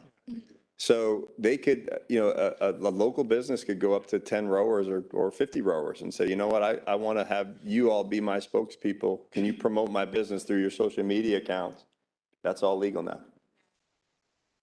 I think Hannah was making, if they're just giving them a discount on their coffee for nothing, for them not doing any work, then that would be. A violation, sorry, But yes. if they were promoting it or doing something in exchange for Has the to be a discount, quid then pro it's okay. quo. Quid pro quo, right. And also, I know that a lot of the NIL, especially in like the big schools, it's all about like popularity. Like if you're at like Clemson football, like companies will go towards them because they're successful and they have the advertising and the PR. Within Rhody athletics, I'm not trying to point any fingers, but like women's rowing compared to basketball, like not many people really know about us. Like we just won our 4th time at conference championship, 9th time going to NCAAs. Like and not many people like know about it. So I guess how can we approach that in athletics, like giving each team the recognition they deserve? So then the companies in our community can reach out and say like, hey, that's a successful team. I want to sponsor them, instead of everyone always going to football or basketball. It's hard. That's a great question. And we have a lot of teams, we talked about the track team earlier today too, where they've been successful over and over again. It's a matter of who out in the community wants to drive interest and who do they think is going to drive their interest back. So any chance that we can, we have a great partnership now with the Harrington School, in which we're, not only broadcasting our games, but we're trying to create mini segments to then, show off a student trustee who then may be picked up by some local business and say, hey, I really like what she's all about. I want, she could get involved. She can talk about leadership. I can pay her to come do those things. A lot of it's educating our students as much as it is educating the community, because the students are going to drive a lot of their own NIL. That's the entrepreneurial piece that it was supposed to be. So I think there's a lot of those types of opportunities if people think about it a little bit differently. But someone could, to your point, Anna, a donor could say, I'm going to donate to the collective and I'd like to give it to women's sports. Or I'd like to donate to the collective and give it to rowing. They could identify it. And that would be, it's almost like a, for lack of a better, donor advised fund, right? And then the collective board would figure out how to distribute it. Correct. Correct. That's correct. So some schools, initially it was going to be give everybody something, and then now it's gone down to, well, you have to give, it's the free marketplace. Free right? marketplace. The better players, the more influential players, the ones coaches are worried about losing, they'll be the ones that will. Yeah. We're not setting the rules. It's just. And I think what's interesting, like, Thor had the numbers up there for us. I know who has those 29 product deals or 5 cash deals, and you would be surprised that it's, the Olympic sports are the majority of that 29 number, and even of that 5 number. And I think what kind of my peer institutions have said too, it's not always, the star quarterback or, the star basketball player, but the kid who's got a great social media following, a good personality that can make those connections in the community. So I don't think, you have to think of the collective as going just to the, top player. He could be a dud off the court, so it's all kind of how you look at it. The thing I'm worried about is deals outside the collective that right. we don't know about. Someone does a deal with an athlete. It's not, they don't get paid or they're used the wrong way. We just have no. So the only thing the athletic department can do is educate, right? Correct. Educate the athlete about it. Right, and I think our institutional policy and per, NCAA rules, student athletes are expected to disclose anything that they're doing to us. So any deal done outside the collective should, under our university policy, not even athletic department policy, would have to be disclosed to us. So, we kind of get that to review. The NCAA says we're not in the position to either, approve or deny it, but to, review it and give counsel. But, yeah, technically everything should be still being reported. And if it's not, it's a violation of university policy. There is one thing I didn't mention is that the university does have the right to limit certain types of partnerships that they can't, that we will say you can't be part of, have a deal with a marijuana distribution as an example, or adult entertainment or gambling. Those are things that we could say, you can't, we're going to not allow you to do those things. It can't be a whole litany of things, but I think the general concepts like that.